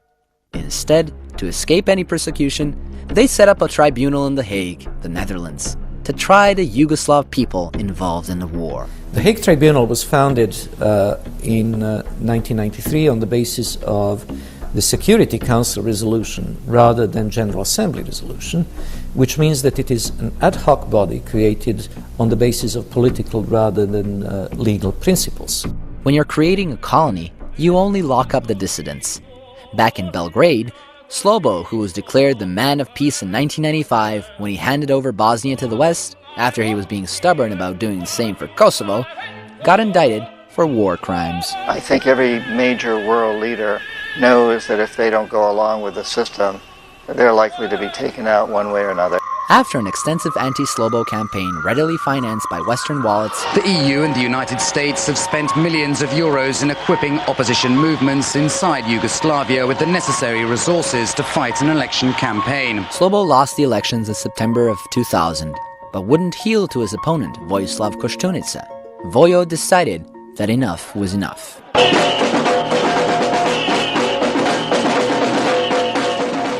Victory, victory, shouted the crowd. Slobodan, Slobodan, save Serbia and kill yourself, cried others. Čestitam gospodinu Koštunici na izbornoj pobedi. Slobo fell. But what next? The politicians were all back to quarreling over insignificant nonsense in the hottest TV reality show, aka the Serbian National Assembly. Poslanici su se duboko u noć optuživali međusobno, a ponekad i psovali. Tvrdeći da je poslanicima njegove stranke neko iz DS-a psovao majku, Aleksandar Vučić više puta je tražio od Borke Vučić da interveniše. Ja sam se spremio da dam skroman doprinos tom putu u Evropu, jer znam šta vas tamo čeka, za razliku od nekih koji su u ovoj skupštini skidali kulahopke. Gospodine ministre, ja ću da vam poklonim jedan deo odeće koji će vam biti potreban za Evropu. A još gore od Čekuovog i Tačijevog nadvojvode i Solaninog kaplara Borisa Tadića bi bilo da podržite, zamislite, za predsjednika vlade vojvodu od Meridian banke od 11 miliona evra. Ja bih volao da mi ljudi ovdje iz radikalne stranke kažu bravo Đeliću, to Božo, pokaži svima kako Srbin može da bude uspješan u financijama. Božo, to majstore, pokaži svima, mi smo ponosni na tebe. Jedan vojvoda od financija Božidar Dejić, svaka čast. Evo, ovo je druga cipela koja će ući u istoriju, a siguran sam da će danas obići i dobar deo sveta. Bacanje cipela do sada nije zabeleženo u parlamentu, ali je bilo polivanja vodom i iznošenje iz sale.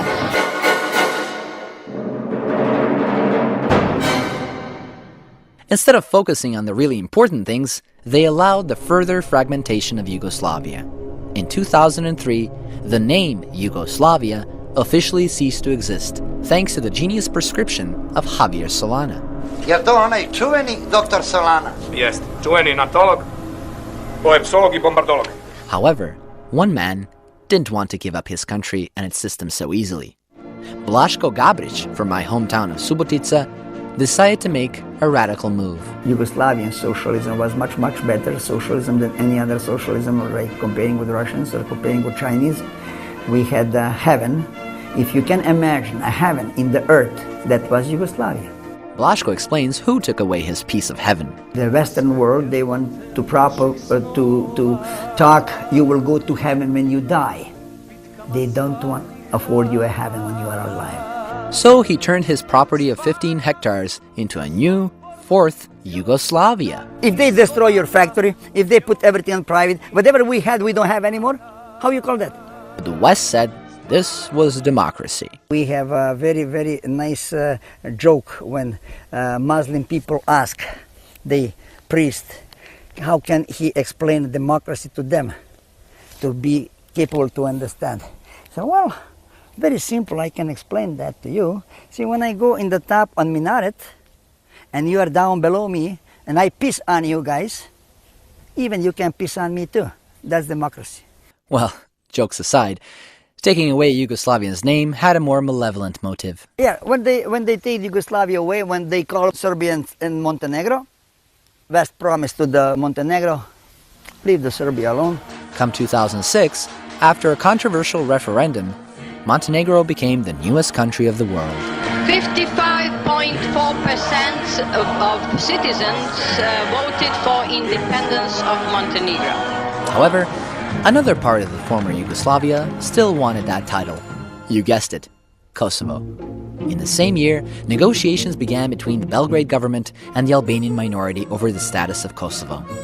However, the so-called negotiations were a farce from the beginning, as almost all the Western powers were promising Kosovo independence regardless of the negotiations. Sooner rather than later, you got to say enough's enough. Kosovo's independent. And that's the position we've taken. The people of Kosovo need to know that it is a solid, firm position. And even though there's diplomacy and talks, but if it's apparent that that's not going to happen in a relatively quick period of time, in my judgment, we need to put forward the resolution. Think about it. If you had some of the world's largest powers telling you that you can get whatever you want, why the hell would you settle for any less and try to reach a compromise? As anticipated, the talks broke down and Kosovo unilaterally declared independence. It has been an honor to welcome the President and Prime Minister of an independent Kosovo to the Oval Office. I'm proud you all are here. I welcome you. I'm a strong supporter of Kosovo's independence.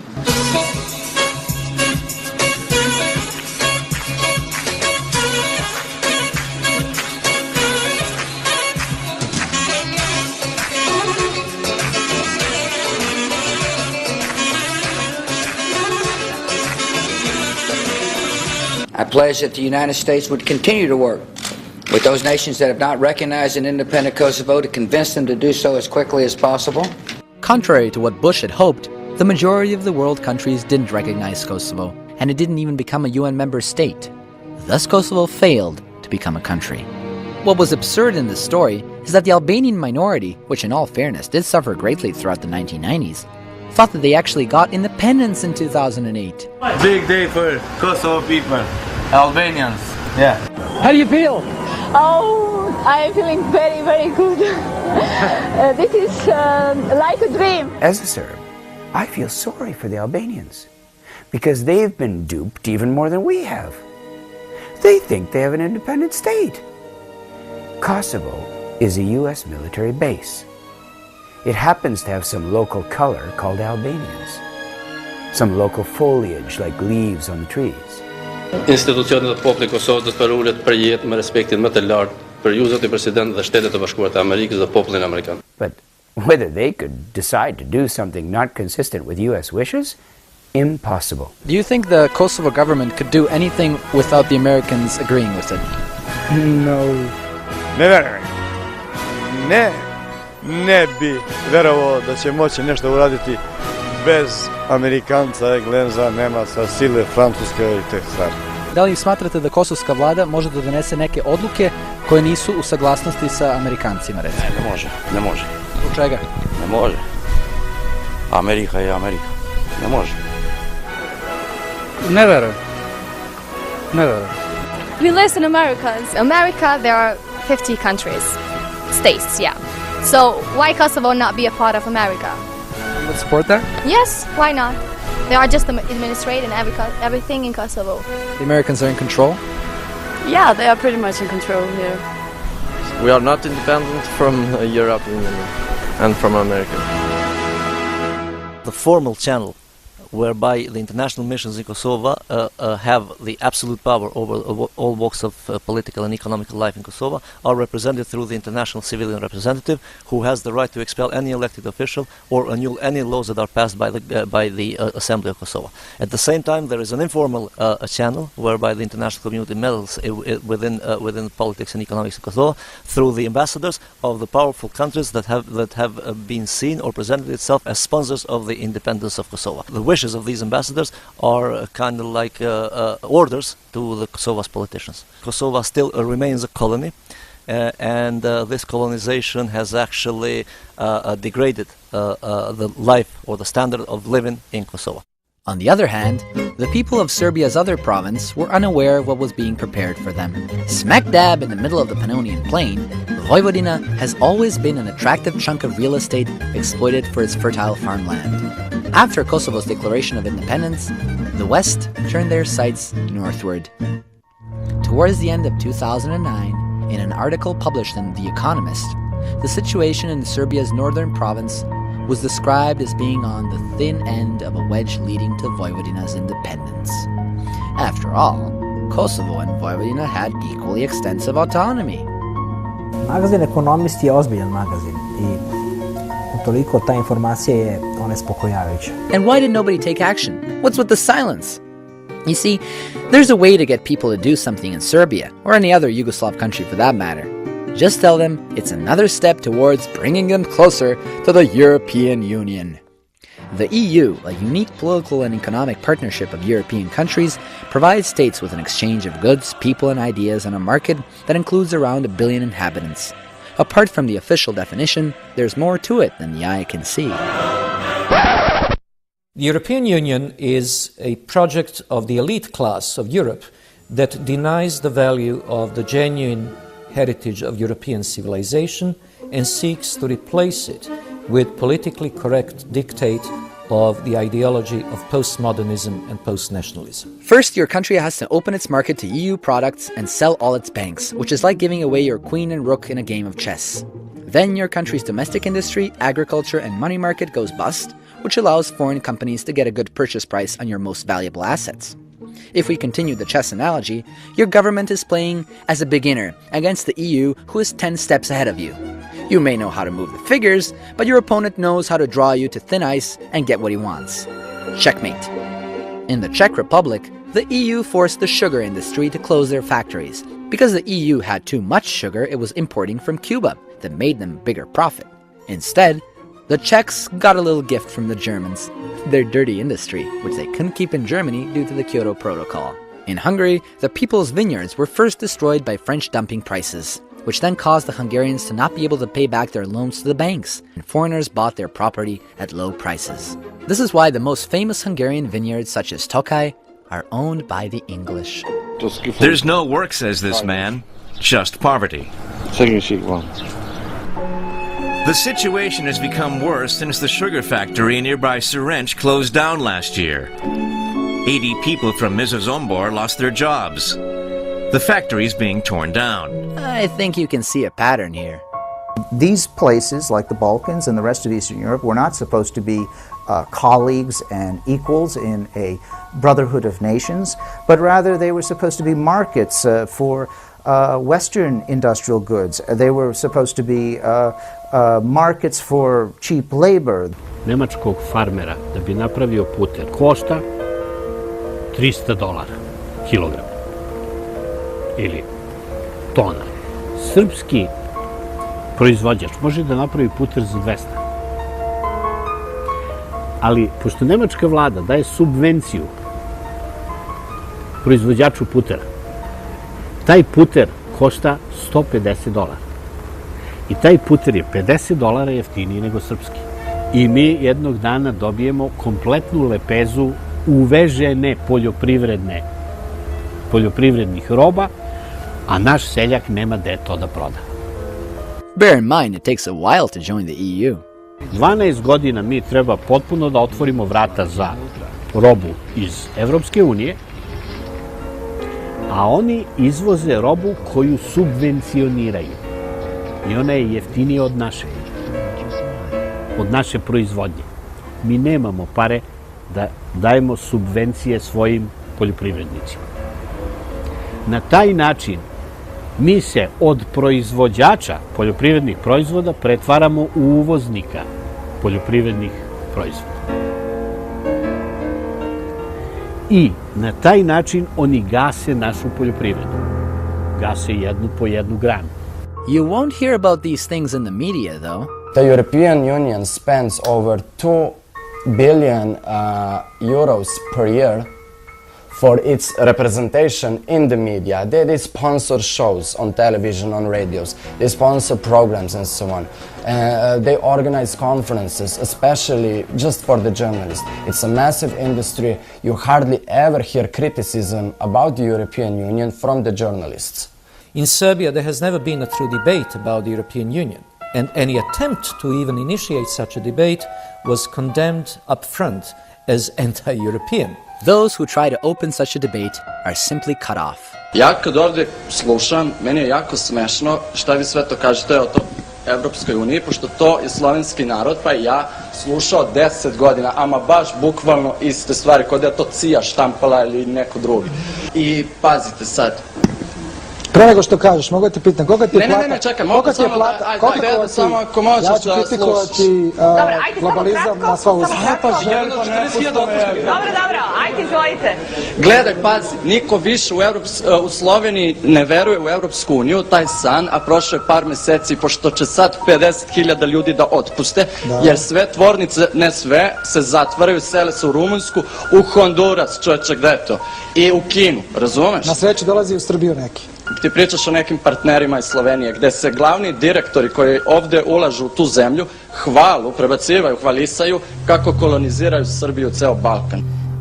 I remember that guy, the neoliberal guy from the party G17+, and he told me, yeah, but you are criticizing the European Union, but hey, you live in European Union, Slovenia is doing well in Europe. No, it just doesn't work like this. This is a standard propaganda, you understand? We are not better off because we are in European Union. It's vice versa.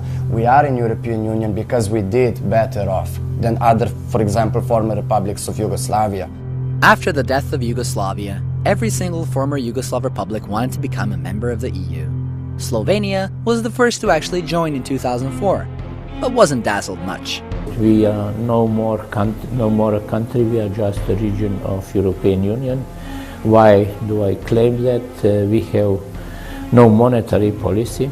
We have practically no fiscal policy because we are very much restricted with the rules of European Union or Euro area. Are things better now that Slovenia is in the European Union? No, I don't think so. I don't think it's better. No, I don't think so. The prices all just doubled. Everything is more expensive than it used to be. The clothes are more expensive. I voted no when we had the referendum for joining European Union. Sve je pokradeno, ne zna se niko pije, niko plaća, litostroj, metalka, nema niti jednoga preduzeća koje ima 500 ljudi, a da dobro stoje. If you are part of the European Union, also you are giving something into the common wallet of Europe. A lot of social rights that we had in the past are now being shrinked. I believe that, and that's my personal opinion, that European Union is more of a corporation than like a political establishment that secures human rights. Da li je u Sloveniji bolje otkad je ušla u Evropsku uniju? Da, mnogo bolje. Zbog čega? Pa, ima razloga mnogo. Koji su razlozi? Mnogo. Da li je život bio bolji za vrijeme Jugoslavije? Da, bio je bolji. Slobodnije je bilo. Tito je bog bogova. Right across the street from Slovenia, Croatia was giving up enforcement of the ecological and fisheries protection zone towards EU states, as 1/3 of all Italian fishing activity came from that zone. It also flushed away its banking sector. Hrvatska ima samo još jednu banku koja je u njenom vlasništvu.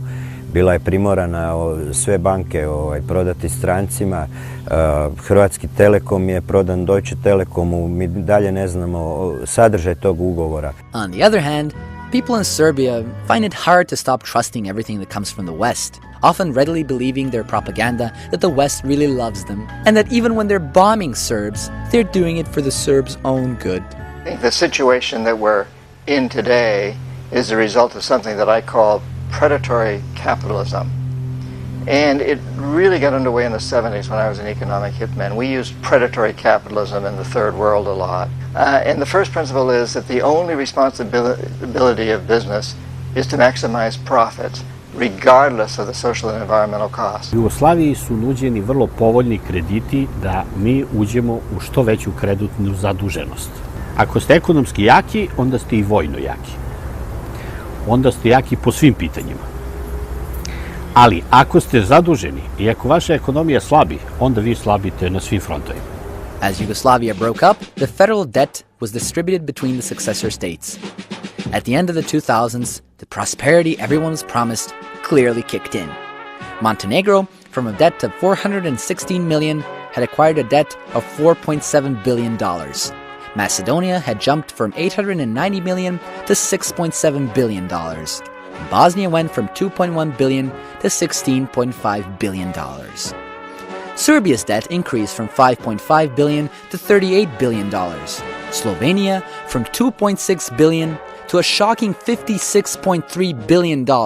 And Croatia, the absolute debt-acquiring winner, jumped from $4.6 billion to a dizzying $69 billion. 1988. 2 godine pre raspada Jugoslavije, Jugoslavija je dugovala 13,5 milijardi dolara i iz svetskih bankarskih krugova nam je rečeno da smo prezaduženi i da više ne možemo da dobijamo kredite. Danas isti taj prostor, podeljen u 6 državica, duguje 184 milijarde dolara i niko nam ne kaže da smo prezaduženi, nego nam još nude kredite. Yugoslavs love to say how they lived off foreign debt during Tito's Yugoslavia. And now they don't? Kako opljačkati jednu takvu zemlju? Ako vi kažete da hoćete da privatizujete nešto u jednoj zemlji gde su svi primali neke male platice i gde nisu mogli da imaju ni $1.000.000, znači niko od građana Jugoslavije nije mogao da kupi ni jednu fabriku u toj zemlji. Znači, te fabrike su mogli da kupi samo stranci. Okay, so they were bought by foreigners. What's so bad about that? Smederevsku železaru Da bi izgradili, uzeli smo kredite od međunarodnih finansijera od $600 miliona. I za $600 miliona smo je izgradili. A prodali smo je američkom US Steelu za $23 miliona. Toliko košta samo zemljište na kome se železara nalazi. Tako je urađeno sa svim kapitalnim objektima u ovoj zemlji. On the other hand, here's one example of how they robbed the reduced Yugoslavia with loans. First, they enforced heavy sanctions. Tada su oni od 92. zaračunavali redovne kamate, zatezne kamate i takozvane kaznene kamate. I naš dug se od 5,2 milijarde koje je pripadao Srbiji i Crnoj Gori popeo na 13,5 milijardi dolara. 2000. kad je srušen Milošević, postavljen je za potpredsjednika vlade zaduženog za financije Labus. Miroljub Labus was, by the way, a member of the G17, those so-called pro-IMF experts. Labus je došao i jednim perom potpisao da mi prihvatamo da platimo sve kamate, redovne, zatezne i kaznene za period od 8 godina, od 1992. do 2000. I uveo tu Jugoslaviju u jedan potpuno dužničko ropstvo, jer smo mi platili 8,5 milijarde Zapadu, a oni su nas blokirali, nismo mi njih blokirali. In 2008, Croatia earned $9.3 billion from tourism, which amounts to some 20% of Croatia's overall GDP. And this would have been great had the money actually stayed in Croatia. Sve hotele, najbolje hotele na Jadranskoj obali su kupili nemačke i austrijske kompanije. Of those 9.3 billion, Croatia was left with small waiter salaries, wage taxes, the goods and services tax of 19%, and a handful of euros from restaurants, cafes, and private accommodation. While the profit went to Germany.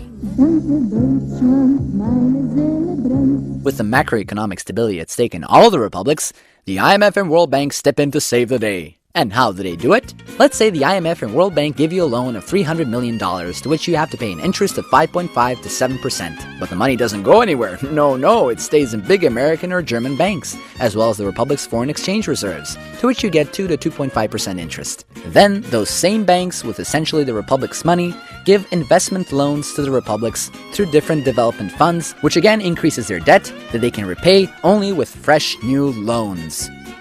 Thus, the cycle continues. Ne trebaš biti ekonomista, znači ti uzimaš dug da bi vratio novi dug. To je kamata na kamatu, to je eksponencijalna funkcija, to je banalna stvar. What does this mean to the people?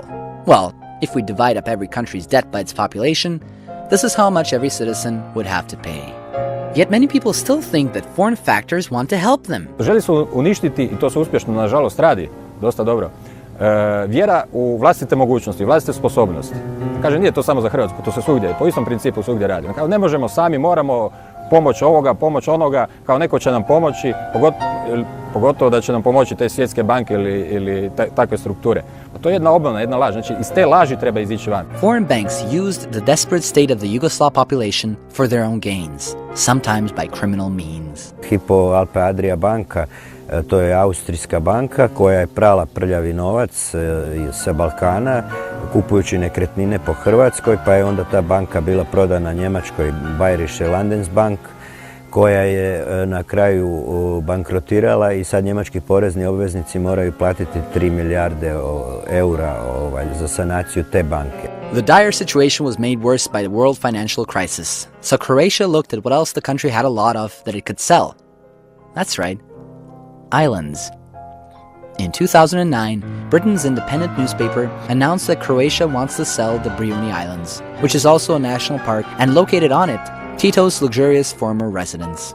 Brijuni su vrlo atraktivni i u tom smislu su izabrani da budu taj jedan špic kojim se želi probiti, znači taj psihološki barijera u narodu da se odrekne svog teritorija doslovce, svojeg najljepšeg dijela teritorija ili jednog od najljepših. Meanwhile, in the colony of Bosnia, the IMF added Article 7 to Bosnia's new constitution, drawn up in Dayton, Ohio. They decided that the governing board of the central bank shall consist of a governor appointed by the International Monetary Fund, and that the governor shall not be a citizen of Bosnia and Herzegovina or any neighboring state. Therefore, the government does not have control of its country's economy. But it wouldn't be fair to say that all the money invested in Bosnia was used to repay its loans. Nope. A lot of the money did go to the Bosnian people, except that it went to a very few Bosnian people. Very, very few. In fact, according to an anti-fraud unit that was set up by the Office of the High Representative, $1 billion disappeared from public funds and international aid projects from 1995 to 1999. Where did all this go, one might ask? Well, for example, in the town of Sanski Most, money went to a horse racing track rather than developing the economy or infrastructure. If you're gonna steal public and aid funds, you might as well go all out and gamble it too, right? The same mayor of this town also gave $450,000 provided by Saudi Arabia to his brother, so the guy can open a new bank. He also faces 358 charges of corruption. On the other hand, Montenegro relied heavily on cigarette smuggling to keep the country afloat during the war years. Its leaders, Bulatovic and Đukanović, claimed they never personally benefited from the smuggling. Which is really odd, considering that Prime Minister Đukanović was the 20th richest statesman in the world in 2010, more than 3 times richer than Nicolas Sarkozy and Barack Obama combined. Milo Đukanović has been more successful than most in turning his entire country into a personal fiefdom operated on the basis of Cosa Nostra principles. In fact, I think his personal net worth is much greater than the one officially listed, that in reality he can claim to own everything there is in Montenegro.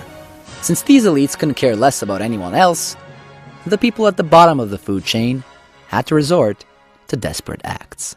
Vraćamo se domaćim temama. Svako skreće pažnju na sebe na svoj način. Svetke Rincibi možda trebalo da se ugledaju na meštane žitišta koji podižu spomenik filmskom junaku Rokiju Balboji.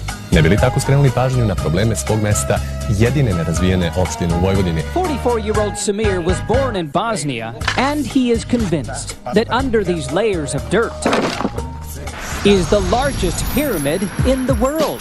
Many youths realized what was going on and started fighting against what their countries were being turned into. Our band's name is Beogradski Sindikat, which would translate in English like Belgrade Union.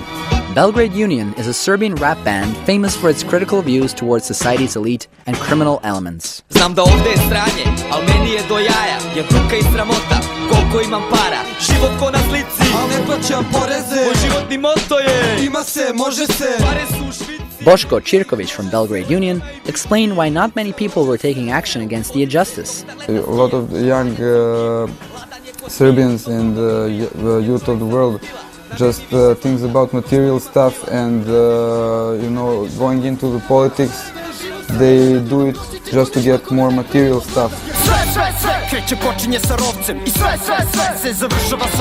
If I was in the same room with the guys running this country, and the main guy is my ex-high school psychology teacher, I would conduct the real revolution on them. Ovo nimalo nije politički korektno, ni levo ni desno, već pravo umjetno. Ovdje nemate kontrolu, to je masovna reklama. Zapitaj se dokle, kakav si to čovek, polizan i plašljiv, živiš bez slobode. How that would turn out, I don't know, but some of us probably would not leave the room.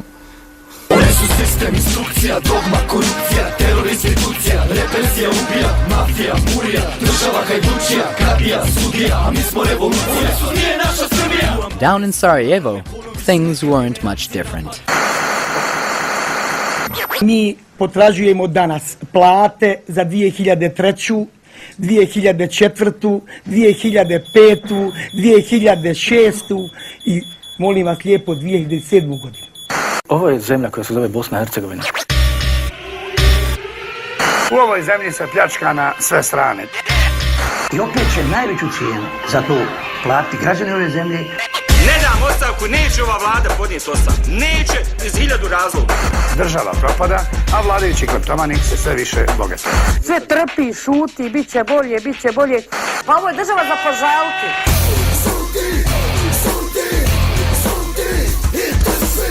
Dubioza Collective is a Sarajevo-based band with a similar message to the one Belgrade Union had. As long as people think that their impact on democratic processes ends up when they put the ballot in a box, then nothing going to change, because that leaves 4 years gap to whoever is elected to do whatever he wants. Jedna marka je za neke ljude, njih se ona imenica. Nismo na ulici, nismo niko. To nije spriječilo zastupnike da uredno primaju plaće s razmjeri od 3 do 5.000 konvertibilnih maraka. The ruling elites don't listen to anybody. That's the thing they learned the best, because they even ignore, mass protests.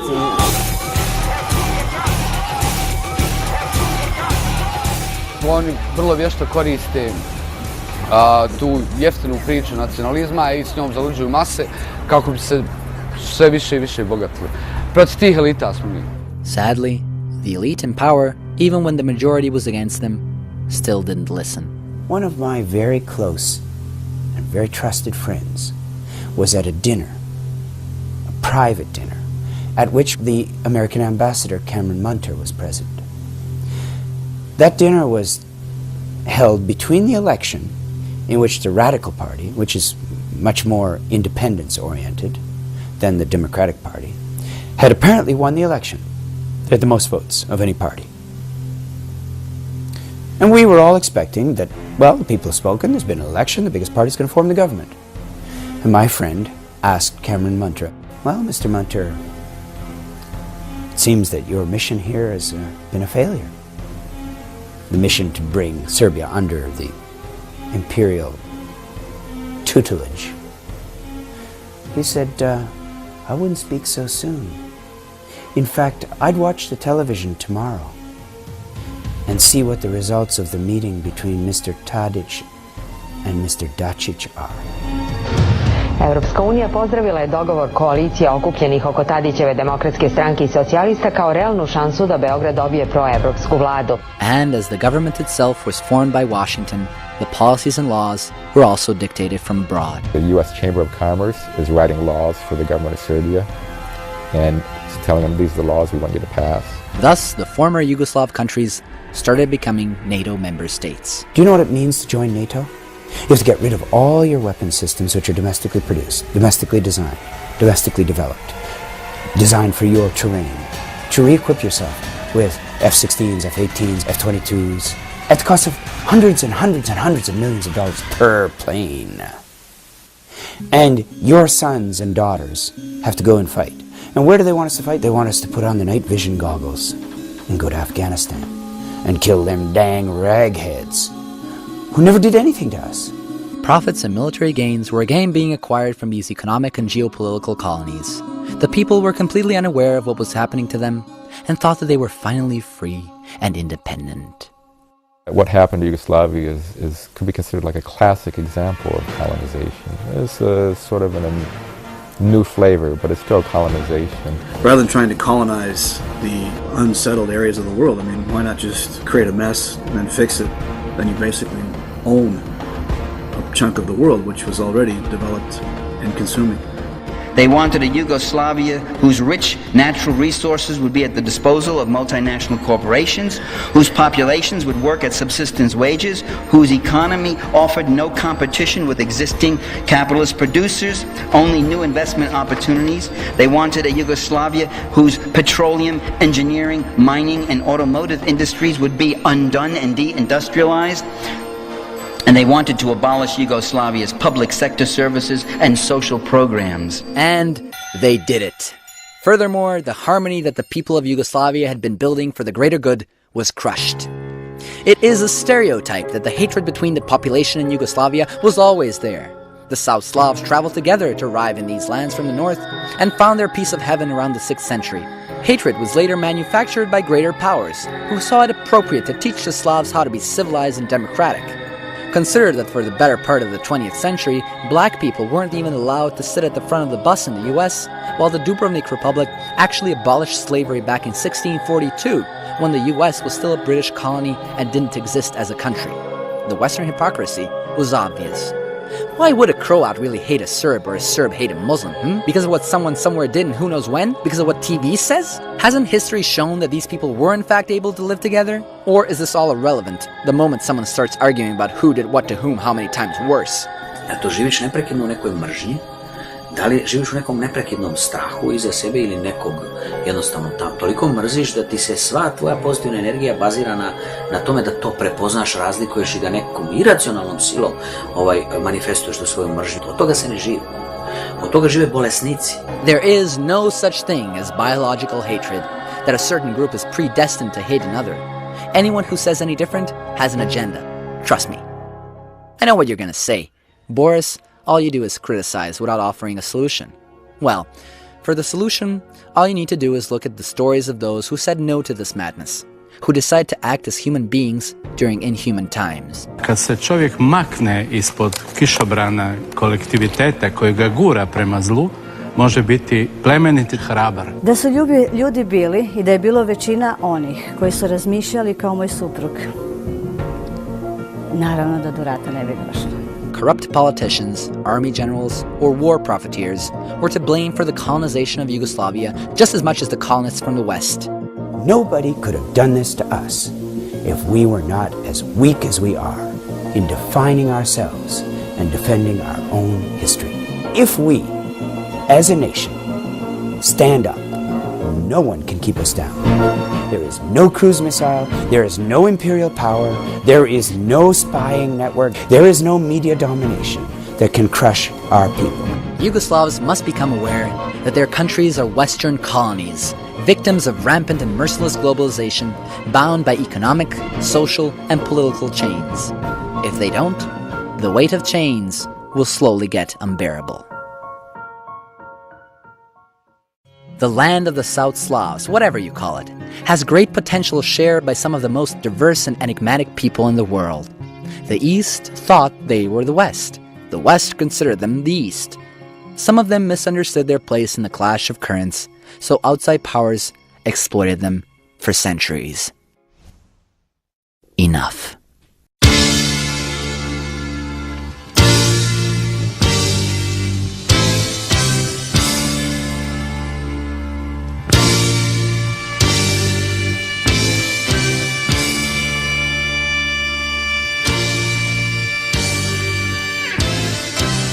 Pozdravljam život jer sam shvatio suštinu, da nisu bitne stvari već što ostavljaš za druge, da samo zdrave glave možeš ostati još duže, iskren prema sebi, besmrtan za uvek, jer kad niko neće, rodi se ideja, od temelja sve trulo mora da se menja, i to je moja želja da sa nova pokolenja plove pravi putem, lakša za tonu poniženja.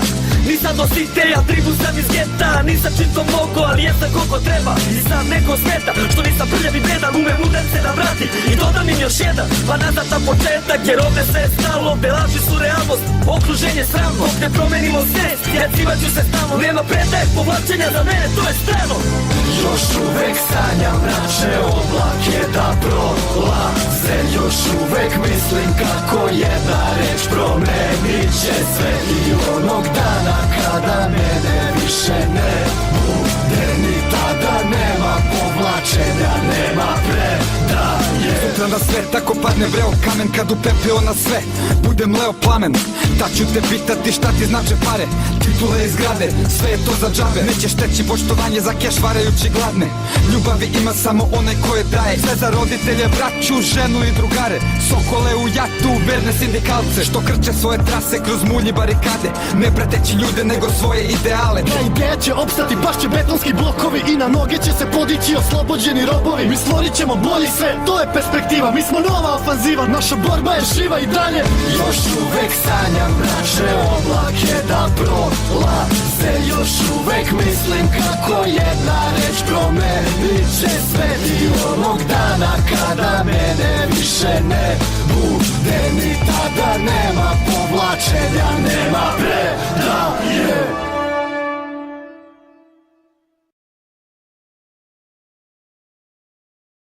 A recite mi još samo, jeste gledali možda film Težina lanaca? Ne.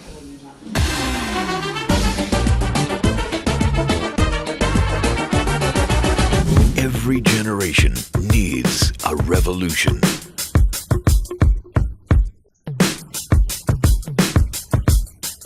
Yeah.